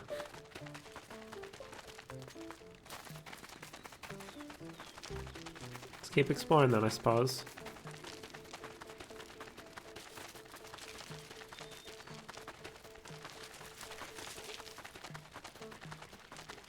Ooh. Oh, so we can choose, like, where we... Dude's just floating there. Okay. So we can choose where we can land. Interesting.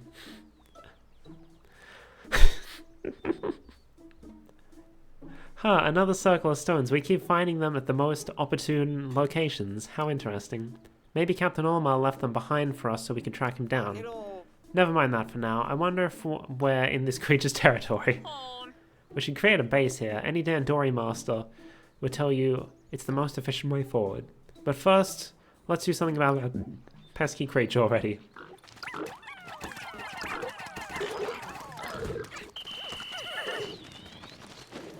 Alright, getting flung like that can deflower a Pikmin.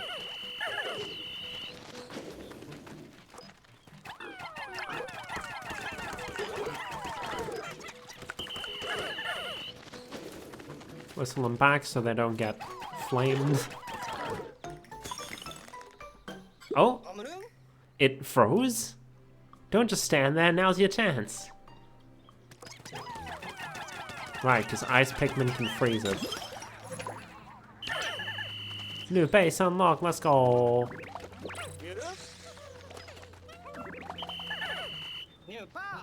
And of course the Pikmin will come with it, okay. Cool beans.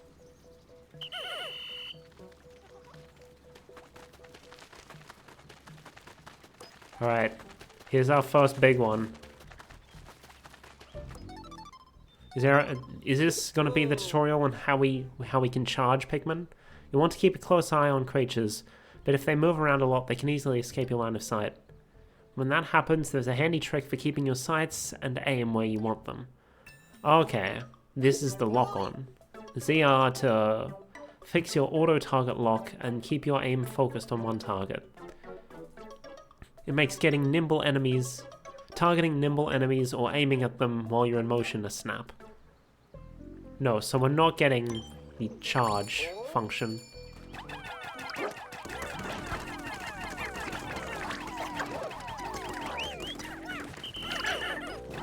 No!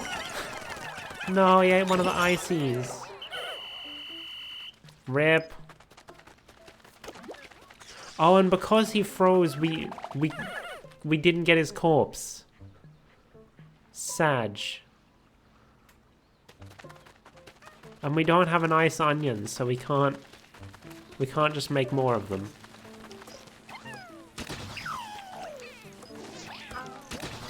Okay, so that's an electric gate. We need electricity.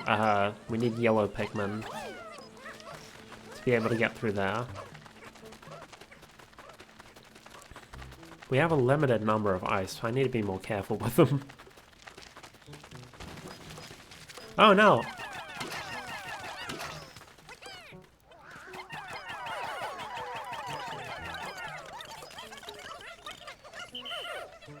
Just send them all there, and then while they're worrying about those... Oh, hello. I'll just have a look around. Is that the yellow onion? They can't reach it. Can't transport this thing for now. Oh, so we need to get yellow Pikmin from like a what's it called? From a dungeon. And then we use the yellow Pikmin to get to the yellow onion. Interesting.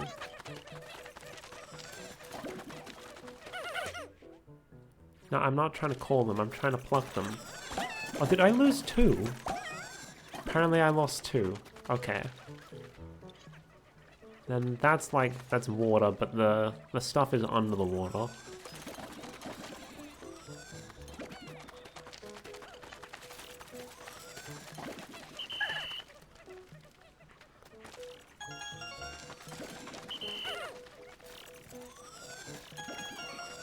There we go.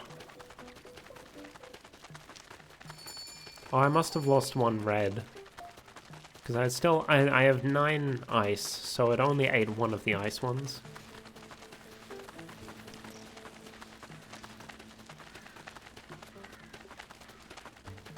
Interesting. Starting to get towards the end of the day, though.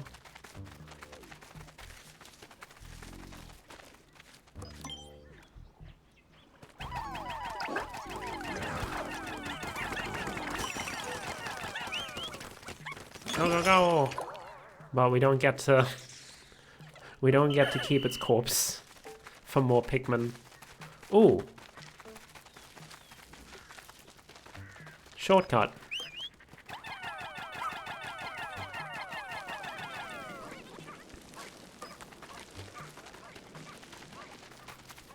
Then y'all break this down. Oh, look at the time! An important part of any rescue mission is making sure you make your way back to the base before it gets dark.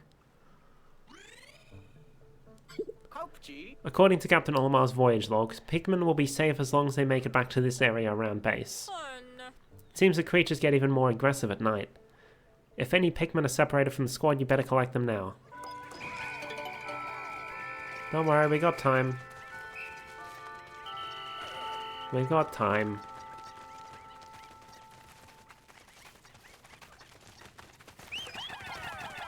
Oh, hello. Is that another... yeah, that's another thing we need yellows for.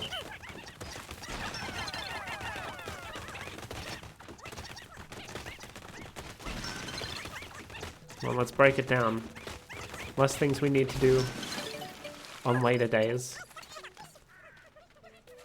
Going that way? Okay. Oh, so we can just drop off there. Well, we'll dig this up as well.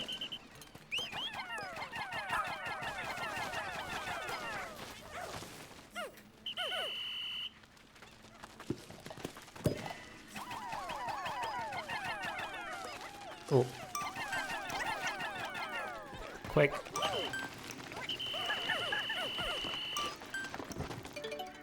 Can we... I don't think we're going to get this back in time because I called them off of it. But we're well in position to do that on the second day.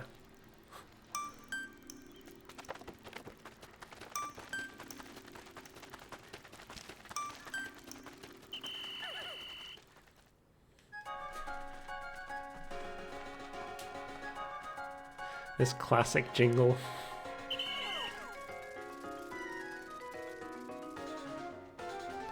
So the ice Pikmin can still go in the onion, we just can't make more of them because we don't have an ice onion.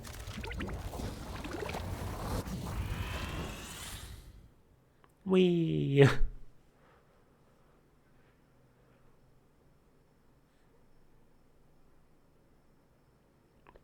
Don't worry about time at the rescue command post. Walk around, talk to folks, make sure you're prepared before you go explore. Okay, cool. Player 2 can toss small stones at creatures. Nice.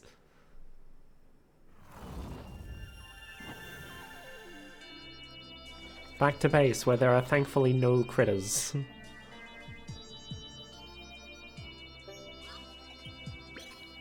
See, it really does seem like no time limit for this one, which is fine.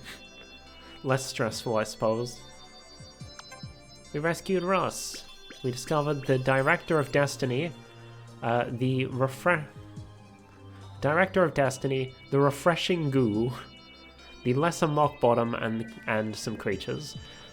Okay, so they probably are keeping the naming consistent between games, because I know Lesser Mockbottom, that's a plum, and that's what they called it in, I think, both Pikmin 2 and Pikmin 3.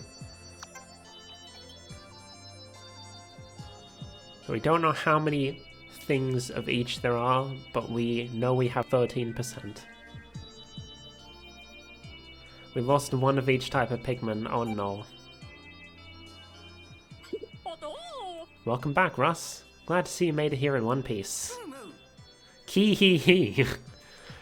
Of course, Captain, I had no doubts the emergency escape system I developed would function perfectly.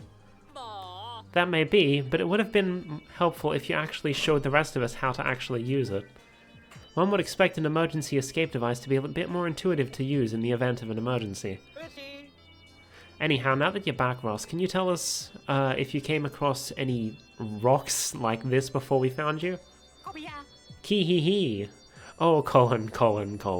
Not only did I see them, I have already completed very thorough research on this material. I've discovered that when heated, the rocks become soft and malleable, and can be shaped into any form you desire. Its base properties can even change when exposed to different stimuli. It is quite a versatile raw material indeed. Cool.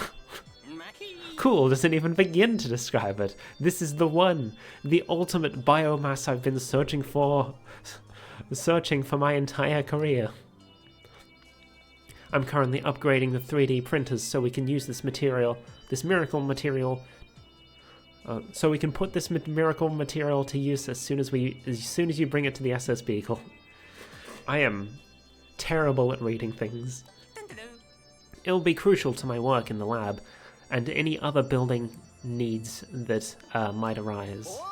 What a spectacular update, Russ. I knew bringing along a material scientist would be key to our success. Starting tomorrow, I'm expecting our rescue operations to go even more smoothly than usual now that you're here. Oh, rescue Olimar. Captain Olimar is shipwrecked. We already read this one. So I think we can fit one more day in before we end stream. I'm not gonna bother going around getting all the pellets, because all we can... Oh! Ochi looks a lot bigger than he did before. Wait, is it just me, or did Ochi go through a growth spurt overnight? That's actually quite typical for his breed.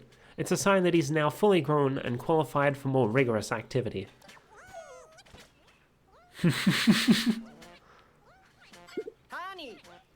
The Pikmin sure are playful today. Yes, they do appear to be letting their guard down now that Ochi's come into his own. I'm just glad they're getting along. Right, another benefit of Ochi being fully grown up is that he can now build up his pup drive while completing missions. And with regular training sessions, he can learn new skills that will be useful for everyday rescue operations. From the looks of it, Ochi is ready as ever to fill up that pup drive. Alright, officers, to your stations, please. Copy that. The Pikmin just lays down. I now call this strategy meeting to order. First things first, Russ, please update us on the improvements being made to the SS Beagle. Kee-hee! It would be my absolute pleasure, Captain Shepard, because they're done.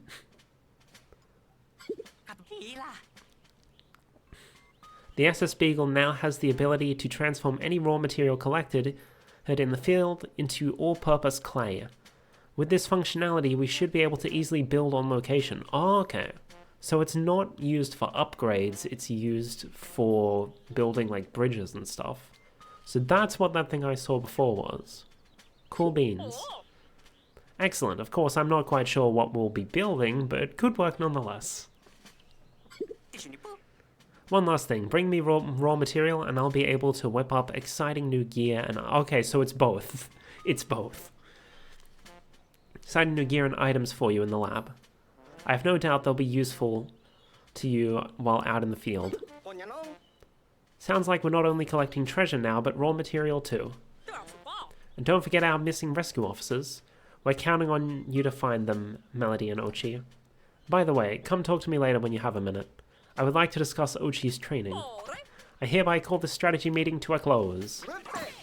Copy that. Okay, so Russ is for upgrade. Colin is for, like, going to the next mission.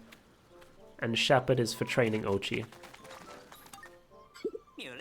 Ahem. Allow me to introduce myself again. I'm Russ, the resident brains of the Rescue Corps operation.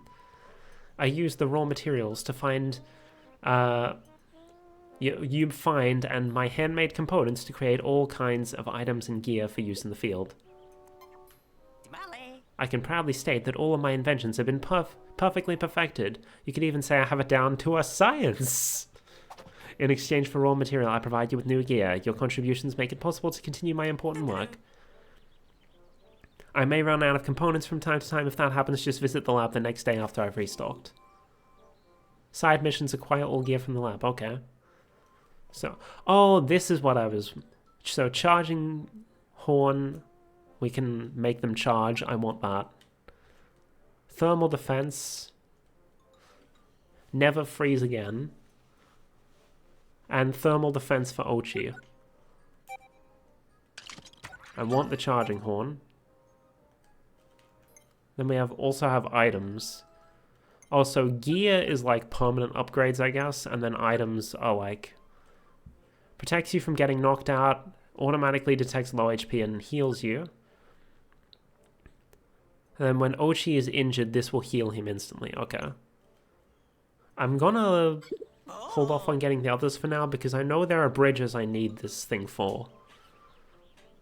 Teach you how to use the charging horn. It's actually quite simple. Just press X to blow the horn once and order your Pikmin to charge.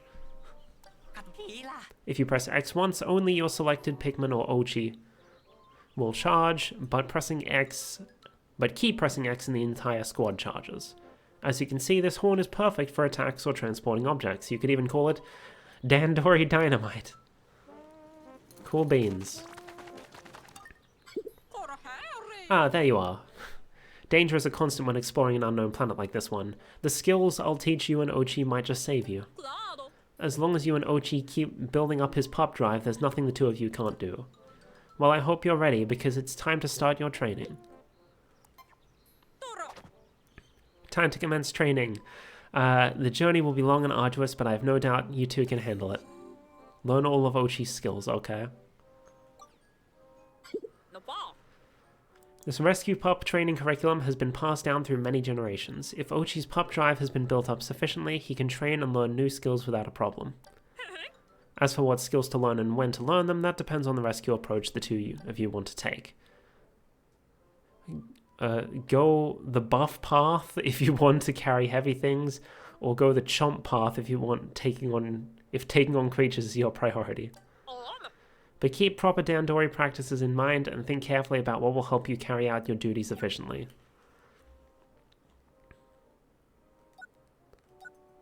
These take 3. We can actually learn the first of both of these. So buff to allow him to carry heavier things, and chomp to make him bite harder. There we go. Great work, Ochi. I've got just the reward for you. So we don't even need to make the bones that Russ was offering. We can just do the training. Nice. Going forward, every time you complete training, you'll get a scrummy bone. Give it to Ochi as a reward from me. Oh, it seems like an opportune time to teach you how to use items. Ah, so that. From Y actions, open your pack with L. You'll find all your items in there, so just pick one you want to use. Alright, let's get on over. I'm ready to explore. Let's start the next day properly. Alright, because we don't have enough sparklium, so we can't go to the next area yet. But that's fine, because we have a dungeon to explore.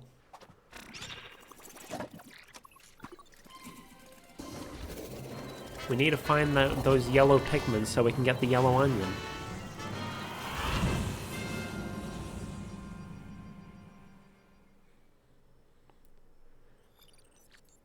Sun-speckled terrace. Once all other skills have been mastered, you can finally learn the legendary skill. Chilly ice Pikmin can freeze any body of water.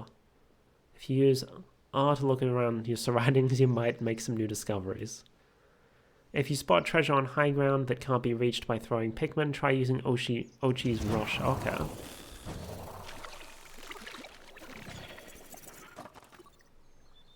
So we're back here because this is where we left our base camp last time, I guess. Come in, over. As we discussed earlier, Ochi has grown a bit, so this morning I decided to drill him on his jump skill. So now we can get up small ledges. Ochi should be able to move around more easily now, even with you and the Pikmin on board. Walk up close to Ochi and press Y to mount, press it again to dismount. Press X when you want Ochi to use jump. He should have no problem clearing small ledges. If you keep holding X after you jump, you can build up his power. Hit something with a rush to launch the Pikmin on his back and have them land on your target. Using jump will give you access to more search areas, and a good rush can be a game-changing move in a battle. Okay. I wonder if riding Ochi is faster. I'm gonna bring out all my ice Pikmin, just in case we need them. Need more ice Pikmin? See if Ochi can track down their son. Let's just see. Is it faster? Doesn't look like it. Alright. I forgot about this. There was so much dialogue, I forgot what I was doing last time we were here. So just bring that back first, and then we'll go explore the dungeon. This one Pikmin, he's really trying to get on. Poor guy.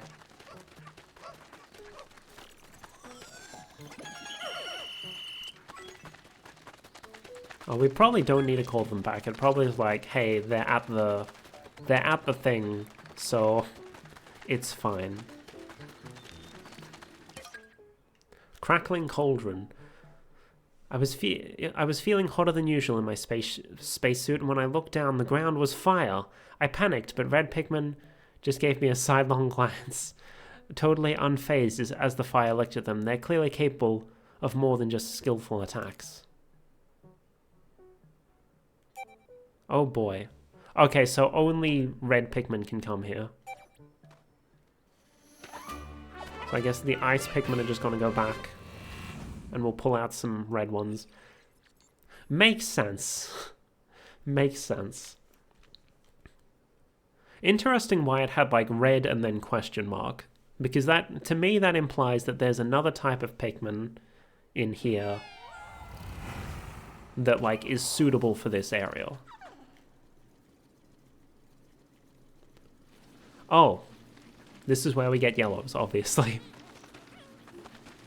Because unless they want us to come back and re-explore. Oh, get that nectar.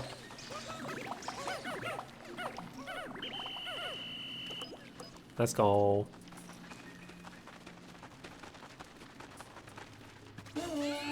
Not what I meant to do.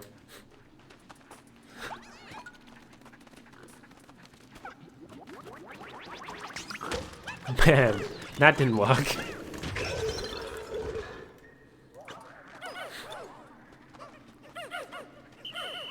Right. Let's keep on exploring. Oh man, shearwigs. Oh, of course we're getting fly. I was about to say like, oh man, we're getting flying enemies already, but like, of course we are. We're getting yellow Pikmin. Yellow Pikmin are all about being up in the air. And also being electric. Yellow Pikmin. Is this a new type of Pikmin? I should check to see if Captain Olimar's log says anything about them. The yellow Pikmin. I've decided to call the yellow-colored Pikmin with large ear-like appendages Yellow Pikmin. I liked that name a lot more than Ear Pikmin. They're resistant to electricity. They fly high when thrown. Plus, they're good at digging. Resistant to electricity? How unusual. What in the world are they made of? That sounds like a potentially useful quality, though. Just be careful how you deploy them. There aren't that many.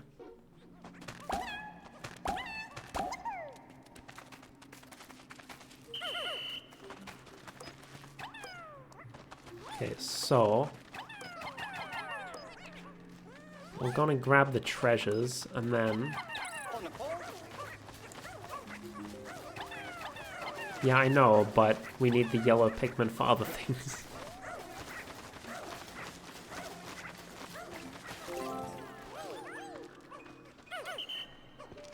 Alright. Let's go back and send the yellow Pikmin to break that wall.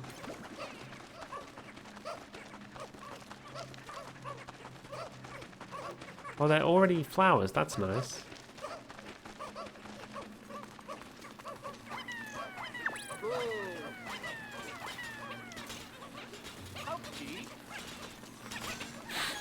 It really does sound like he says PUBG. Oh, so that's why there were so many there, because it's like it's part of a set.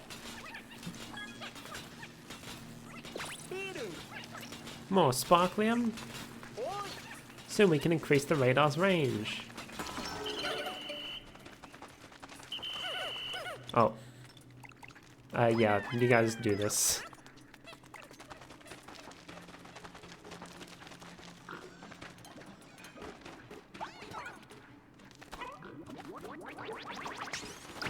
Bam!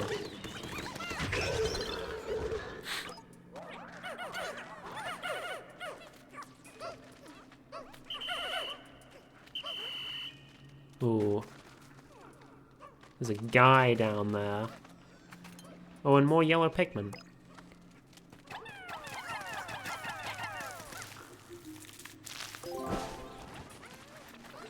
Oh no! No, you leave him alone. We don't need to worry about that guy. Red Pikmin are fireproof. I probably should have knocked this down first.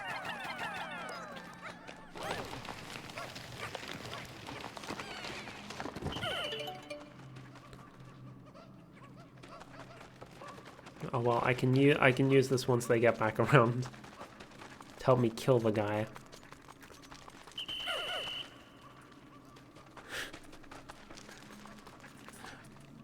Inefficiency.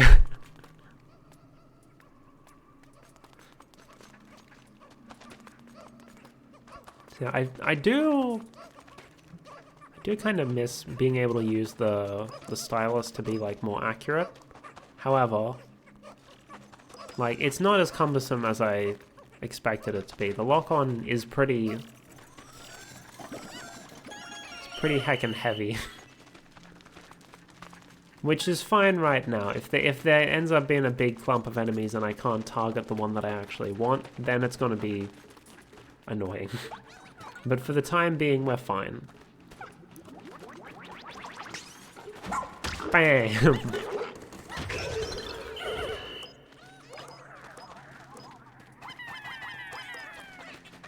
Wait. Y'all get down here.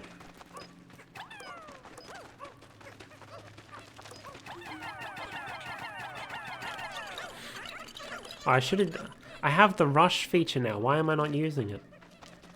And then I think this is just around where we found, yeah, this is where we found the yellows before. So that's the first floor of this area done.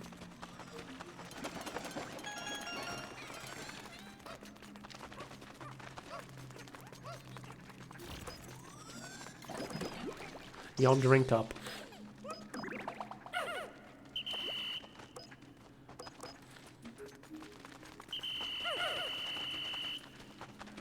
Alright, everyone's a flower. Let's go.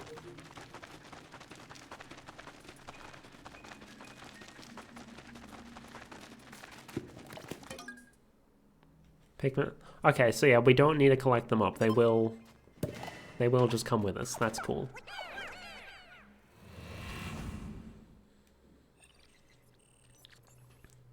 Progress 50%, okay. So probably only 2 floors. Makes sense. This is still like the the starting area of the game.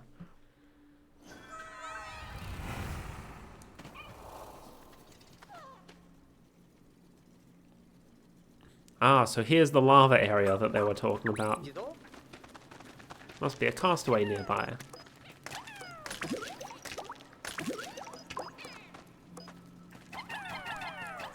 Can they, like, break that? Okay. And that cools the floor, okay. Ah. So, because, like, Reds, in past games, along with being fireproof, Reds were really just the attackers. There weren't really fireproof, wasn't really any, like, exploration thing where their fire came into play. It was mainly combat. So now we have a sizzling floor to give them an exploration reason to use them.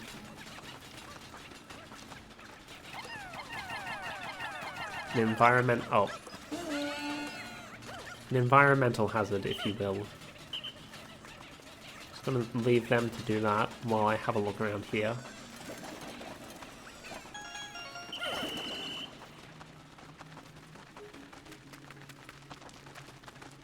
A lot of fire. I do find it. Okay. So we cannot stand on the lava. Good to know.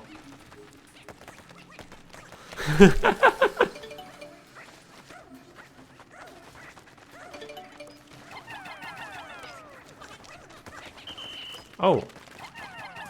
It's a sweet potato. Or a yam if you prefer.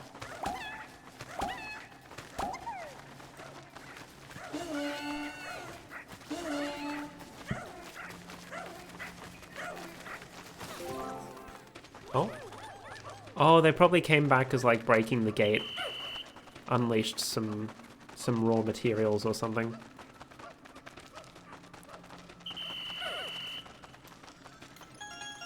Oh, all the reds are over the other side.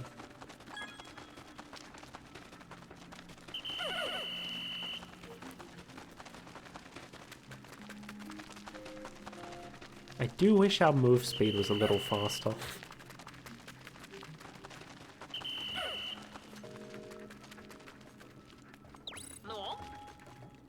So, hi, could you use yellow Pikmin? I mean, yeah. Oh, hello.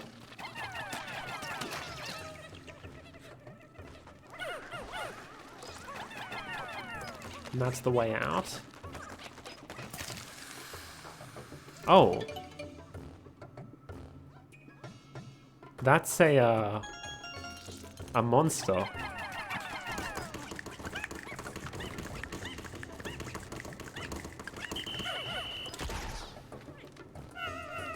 Oh.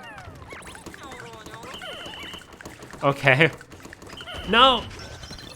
Okay. We saved it.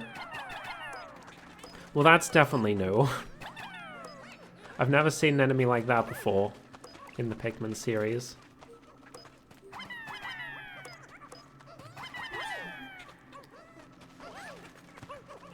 This is probably a shortcut back.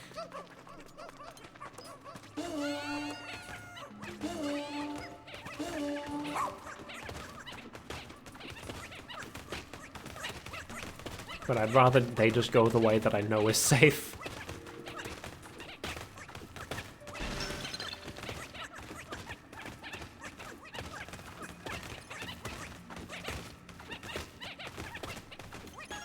Okay, so we lost like 5 reds from that crushing enemy. Which is not ideal, but you know.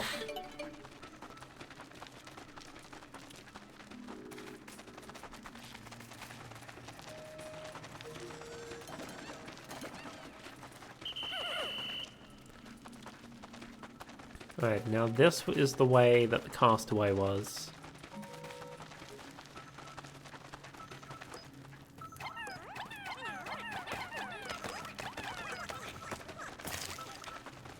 We've got more yellows.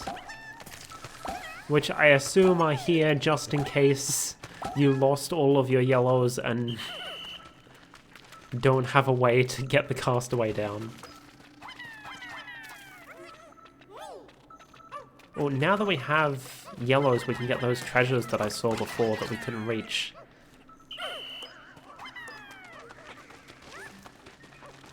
Oh, and that's everything.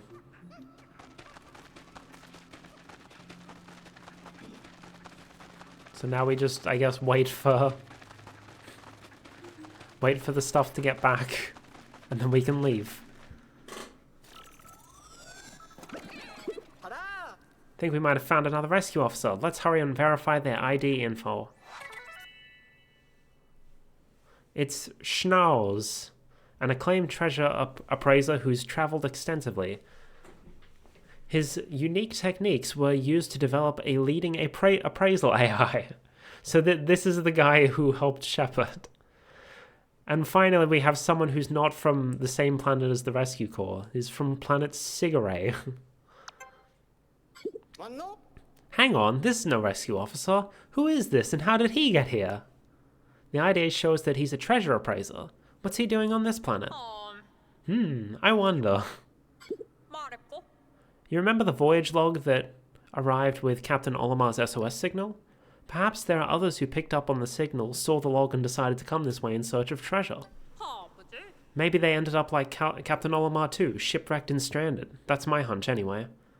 I'd like to think this appraiser is the only one, but we should keep an eye out for more civilian castaways and be ready to rescue them too. Chances are they'll be in danger. I'm officially adding this to our mission list. Got it, you two? Rescue all castaways. As if we didn't have enough work finding Captain Olimar and the Rescue Corps.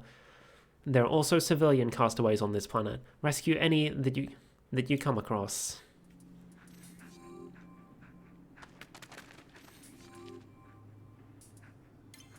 There we go. Pikmin currently outside your squad will come with you. Okay.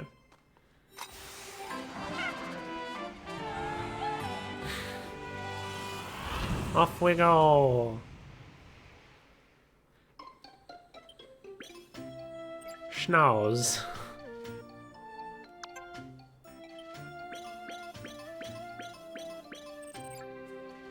Look at all of that. We got the illumination goo, the deceptive snack, the dusty bed, the daughter of the earth, the cookie of nibbled circles, the SS and the SS chocolate. Investigation complete.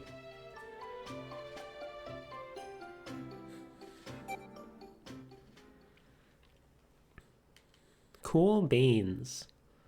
But we didn't find a Flawlek. So we're still limited to 30 outside of the dungeon.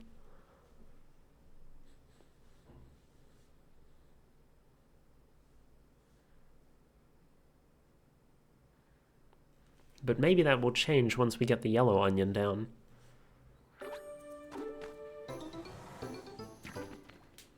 Yay! What's the problem? Oh, I see. The Pikmin won't follow you onto the surface. Yeah, there are limits of how many and what types of Pikmin you can have out on the surface at any one time. But don't worry about the rest when you choose which Pikmin to take. Any remaining Pikmin will go back into the onion along with the SS Beagle. Okay, cool.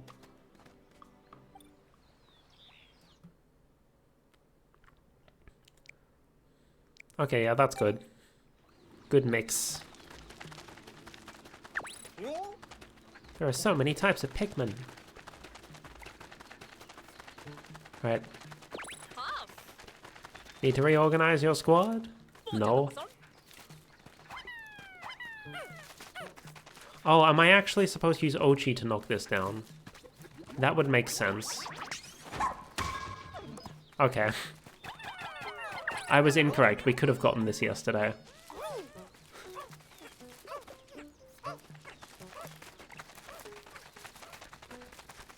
Now the yellow guys.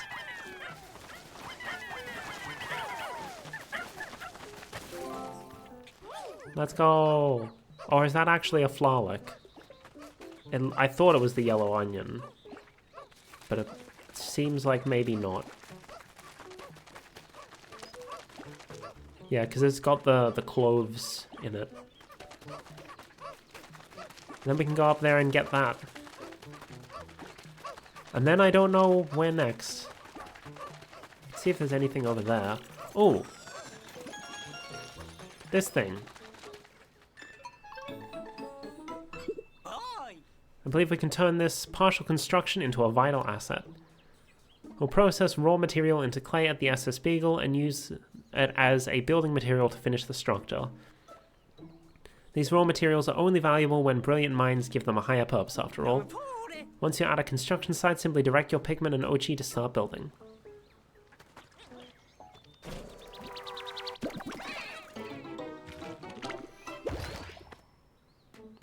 Okay, so it was just a Flawlek.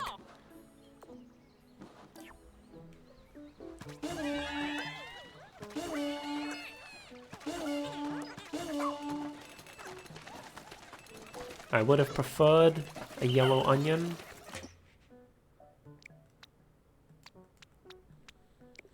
We'll get out an extra 5 of each type that we have enough of.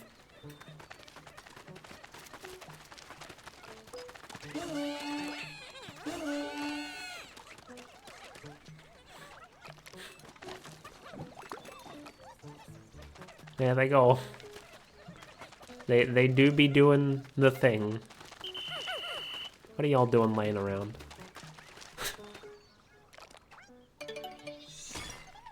So I guess the construction of the clay bridge is complete. Now you can come and go as you please. Go ahead, cross it, admire the impressive craftsmanship. So now we have a way to get back to the first area. Oh right, because we got this thing now. We can get up here.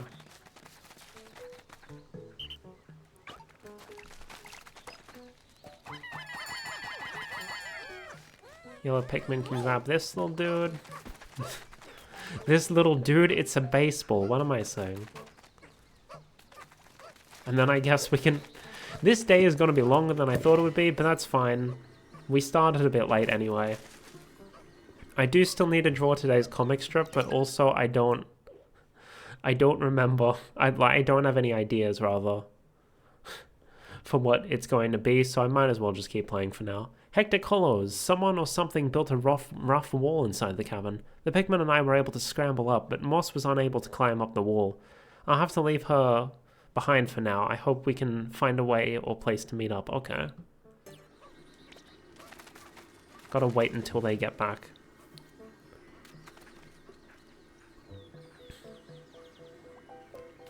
Before we jump in.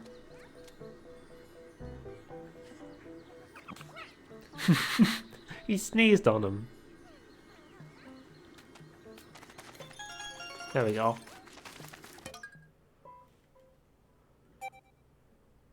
Oh, and we're not allowed to bring yellows with us.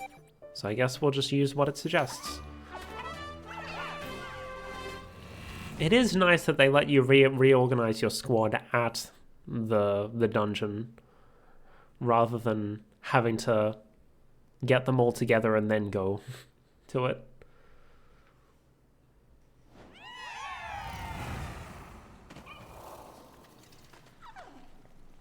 Hectic Hollows.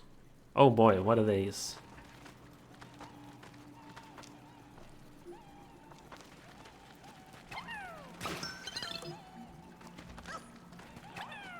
Seems like it doesn't want me to target them, but I can still throw Pikmin at them.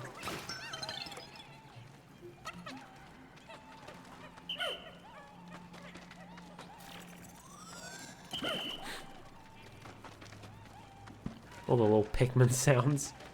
Ah, so that's why they wanted us to bring ice.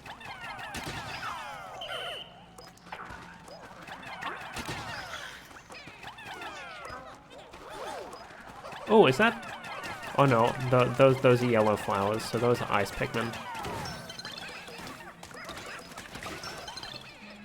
Look at all those raw materials.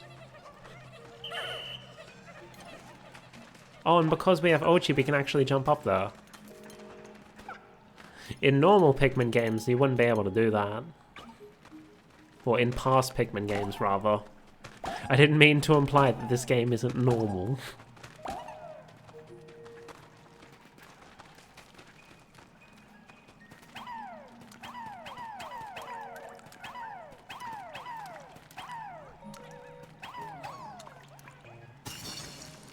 There we go. Wow, how amazing is that? The water froze almost instantaneously. Now you can travel right across the top. Right.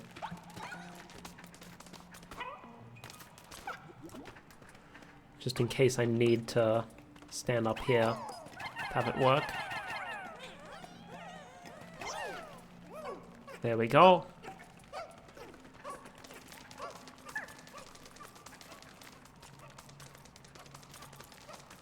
Then let's get out and... Does it just work like this? Yep. Oh, so they... Oh, okay, so it does melt. Oh? Oh, it's showing this because we got enough sparklium.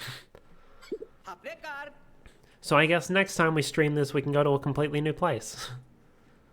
Great job, Ochi and Melody. With all the energy you've collected, we can continue our restoration of the SS Shepherd's radar.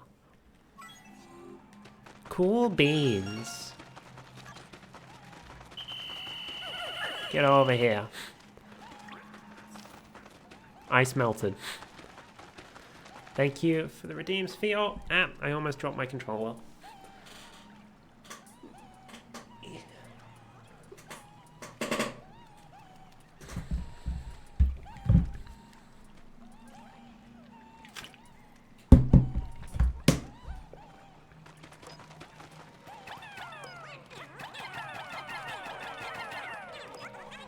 There we go.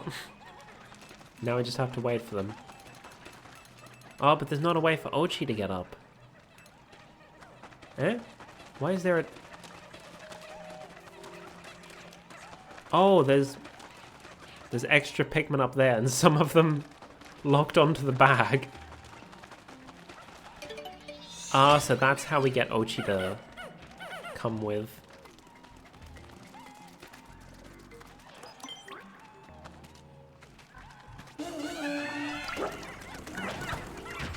Smack him.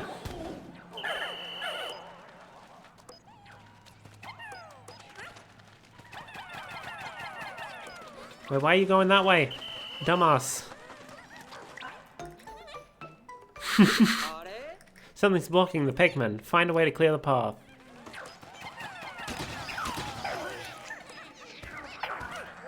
Yeah, there were 5 ice Pikmin up here. And 2 of them got bored of fighting.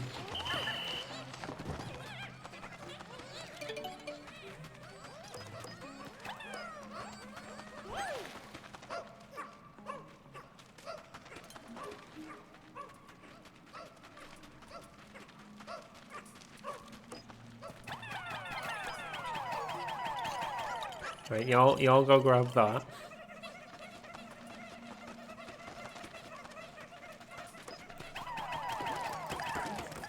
Oh, and now because this is down, we can go get Ochi.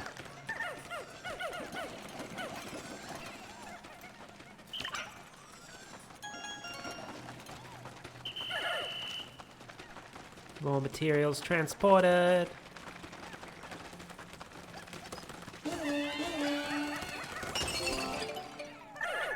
Oh, there's the bottom of the doll.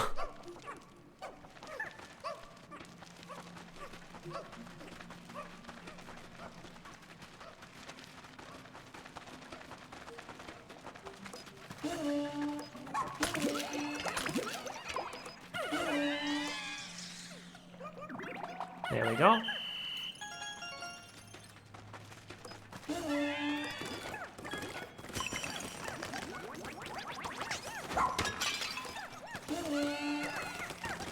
Man, having the charge is real nice.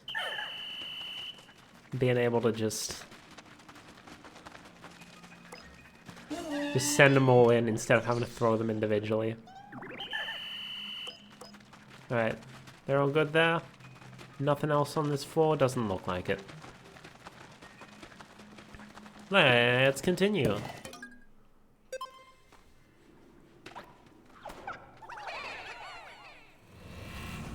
Yum. Hectic Hollows, sub-level 2. If you leave a cave before you're done exploring, you can always go back and resume your explanation from any sub... Oh, okay. So you don't have to start from the start again. That's nice. Something I have noticed is that it's... unlike Pikmin 2, it seems like dungeons don't always have to contain a boss. Which feels a little odd to me. Because I'm just used to being like, oh, you got to the bottom of a dungeon? It's boss time. Have fun.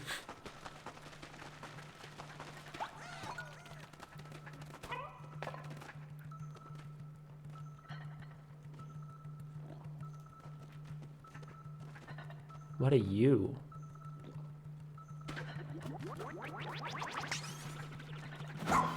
Bam!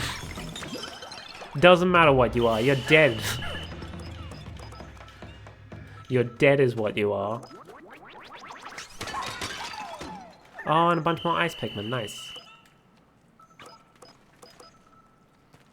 Oh, so this is like... So, riding on Ochi is how they get around... Because, like, a puzzle like this would previously require you to, like... Oh, wait.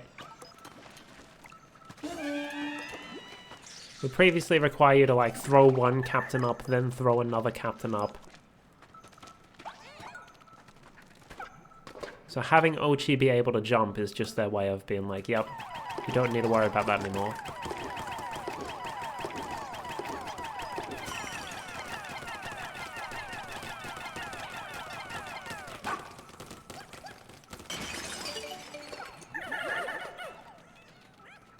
Oh! It's Kendama.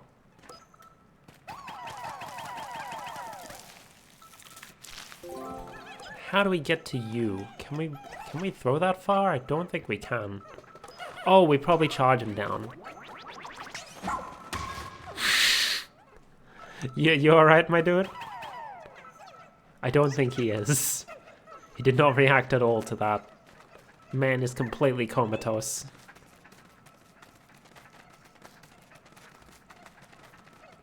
Is that everything? I don't see anything else on this floor. Oh, and they just remove everything else for this cutscene, okay. Checking ID info now. I hope it's one of our rescue officers this time. It's Kingsley from OG. He took his obsession with flowers to a new level when he traveled alone to this remote planet simply to see its unusual blossoms. Nope, this is another civilian castaway. A florist out here on his own, but why? Well, that's just ill-advised. It's up to you to rescue any castaways you find, Melody and Ochi.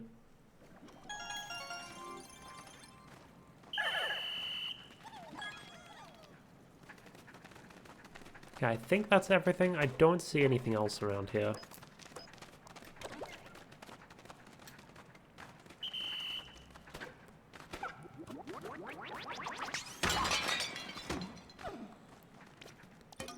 Back to the service we go.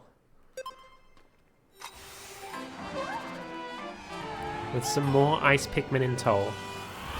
Still haven't found another onion though. So the only Pikmin we can actively produce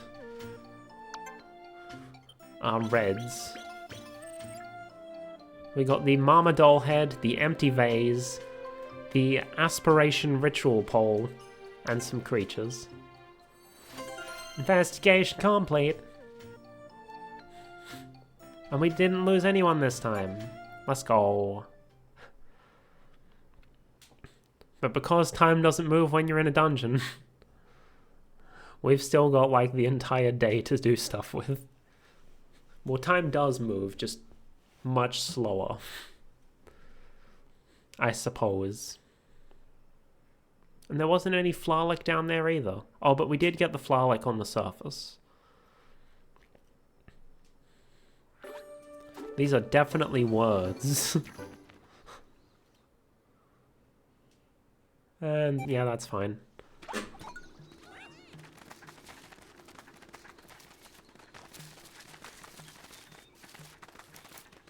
Alright. I'm just gonna run around like this so that, like, I don't have to worry about...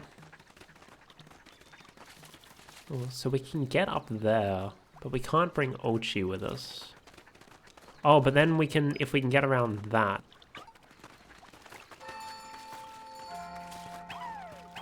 Oh, we need 30? No, we...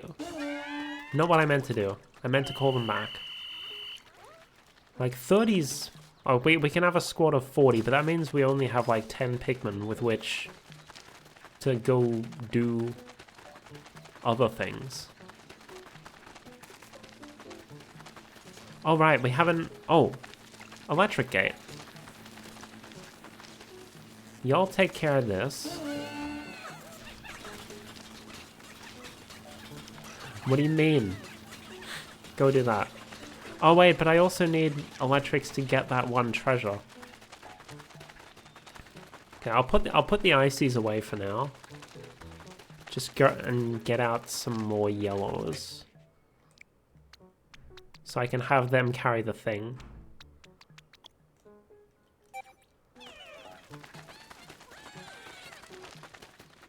Oh look, there's another thing.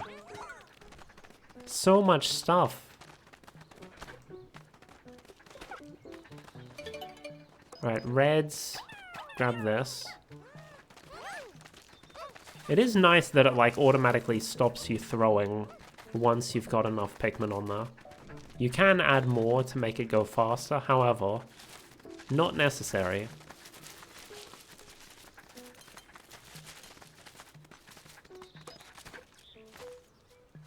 Right, reds, go down there.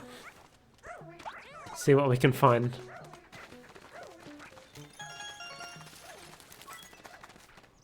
While the yellows take care of this. Look at all this stuff. Bruh. But we need even more, so don't let up. Don't worry, I wasn't planning on it. Alright, so now we can explore what's behind the yellow gate.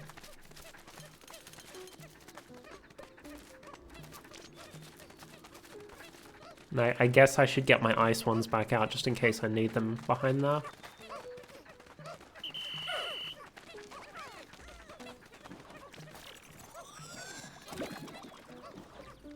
Wait for these guys to return with their stuff.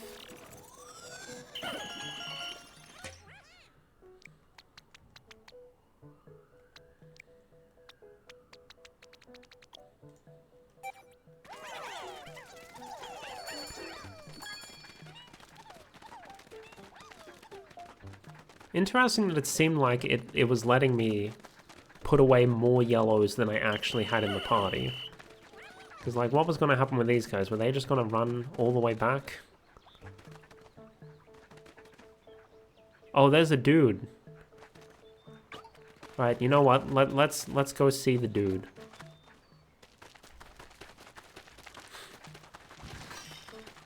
What? I heard a sound like something happened. Whoops. Not what I meant to do.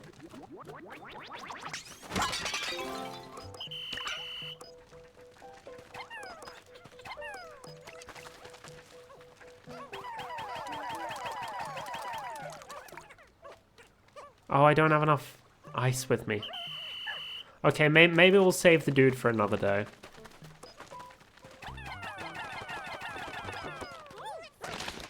Yo! The yellow onion!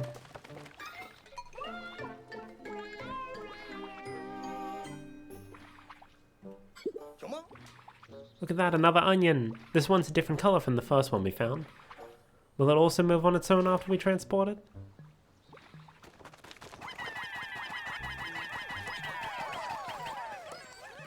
Should just charge.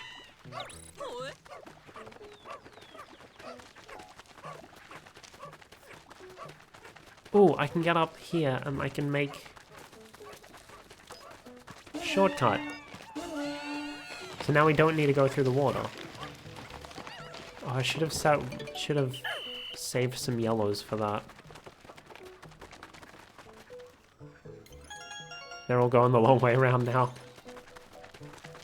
Oops. Oh no, they're coming down here.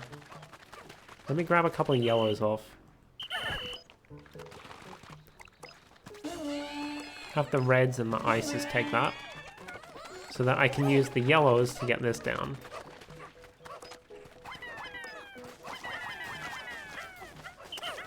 Now it doesn't want to target it anymore.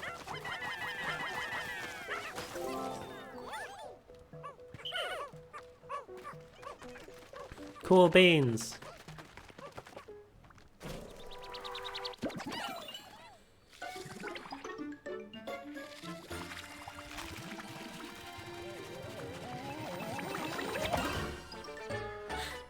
Now it's a double onion. It sucked up the other onion? That was unexpected. You don't think that's going to be a problem, do you? Unbelievable. The onions fused and now there's just one with two colors. Wait, do you think it will be able to propagate Pikmin of both types now? Ta-da!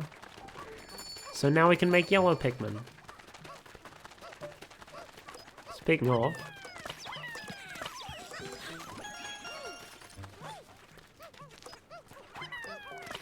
let's build up some yellows.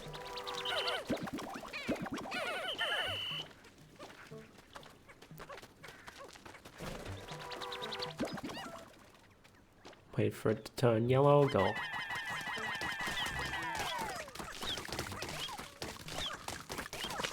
There we go. So I'm guessing it's like the past games where whichever color is carrying it the most, that's the color that it's gonna go to.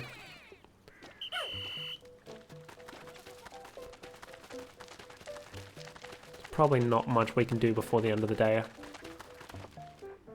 Do I even have enough ice Pikmin to get through the thing? I do.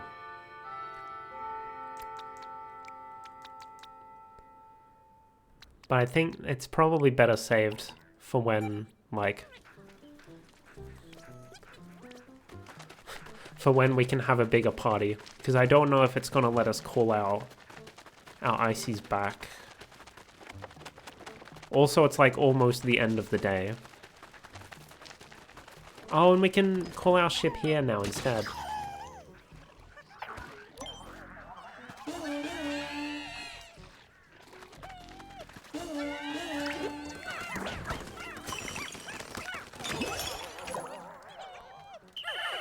It is a shame. Oh wait, no. Before we do that, move base.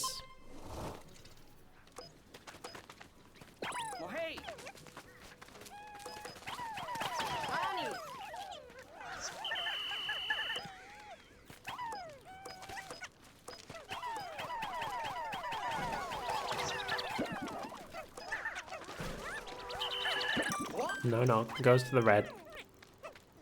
The onion produced different Pikmin, so the onion color determines the type of Pikmin. Yeah, obviously. So I guess next time we play, we'll go see what this dude's all about. But we might explore a different area first.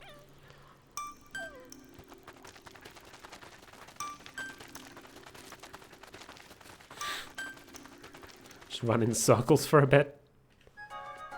That was a productive third day.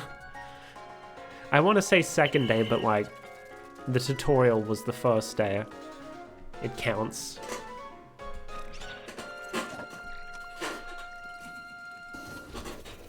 So we only had 2 real days of game.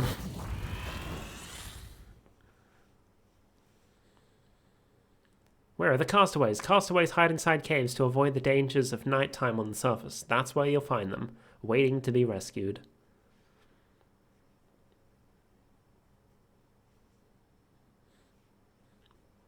So the stream might end up the usual length anyway.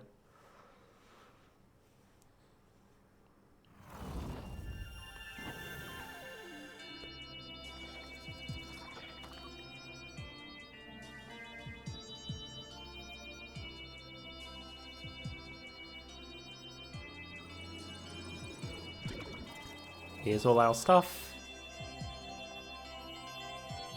Ah, there's the sparkling. So it doesn't show them being transferred individually anymore. Expanded radar search range.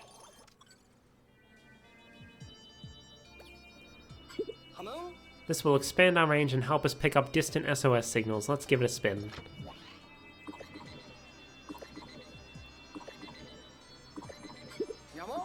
Almost done. Huzzah! We've detected multiple SOS signals. I hope this gets us closer to finding our missing officers and Captain Olimar. Make a record of that area right away, Colin. Schnauz and Kingsley.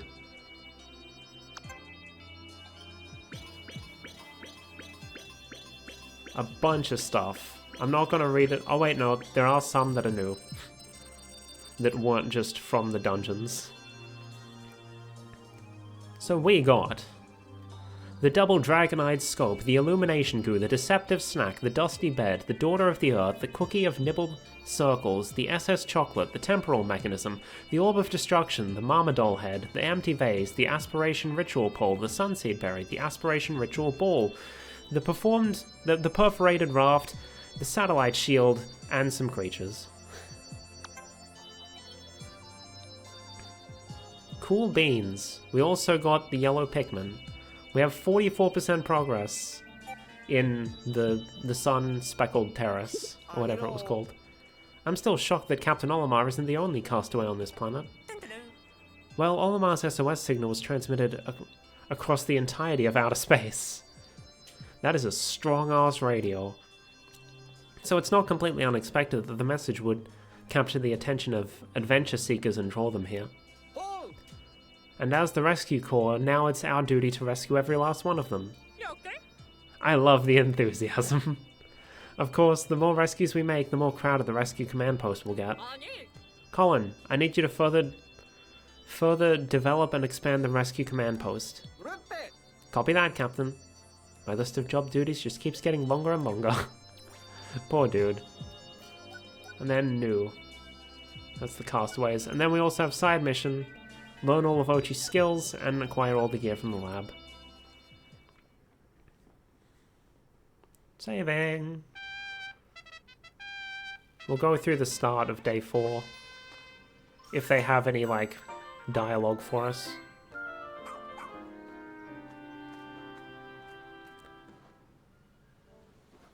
Nope, they don't. Okay.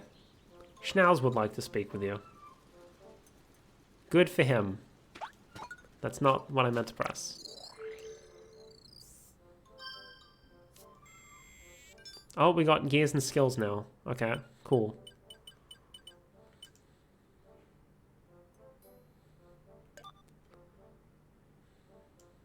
Summary, story stats. Cool. Not what I'm looking for. This is what I'm looking for. Save and return to title.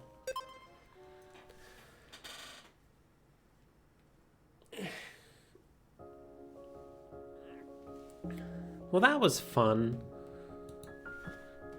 Wasn't it? I enjoyed that.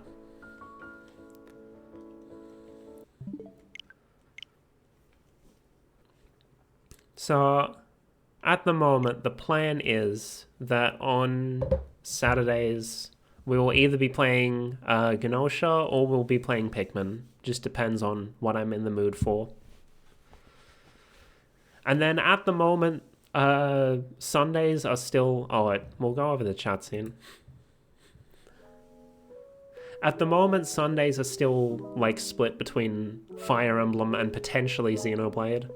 We'll see how I feel once I finish Fire Emblem, whether I'm actually in the mood for Xenoblade or not. I have... Because, like, I have a lot of RPGs to play through. But yeah, that was fun. It was nice doing something a bit different. Anyway, how many viewers do I have right now? Yeah, that's enough for a raid. Let's see who's online. My next stream will be tomorrow, hopefully a little earlier, so that, like, I'm not starting late. Thanks for streaming, no worries, Theo. Thanks for tuning in. It's loud in my ears. Because I had to turn it up so I could hear Pikmin properly. Thanks for streaming, no worries, Miko.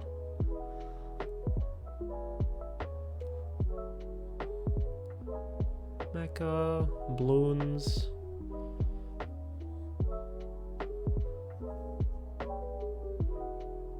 You know what, sure, let me see. How long's she been going for?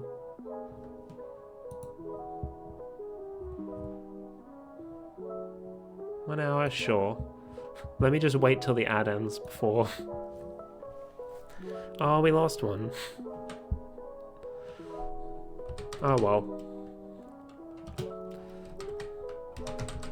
I'm gonna raid Abdoggers. Abby is currently playing Bloons Tower Defense. Bloons Tower Defense 6 to be specific. So, you know, fun times.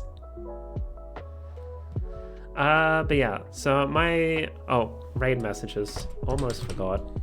Here's the regular raid message. Here's the sub raid message.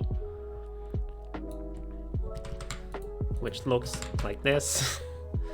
So my next stream will be tomorrow, hopefully on time instead of starting like half an hour late. Depends on how early I'm able to get out of bed. And we'll probably be playing Fire Emblem. I'm probably not going to make any like main story progress. My plan is I'm going to go through all the fucking supports that I unlocked while I was doing all of the Bond paralogs. And then there's one extra paralog that doesn't seem to be a Bond paralog, and I want to see what it's about. So we'll probably do that, and then the week after we'll get back to main story progress. That's the plan, at least. Anyway, thanks for watching. Otsukame. Bye bye. End scene.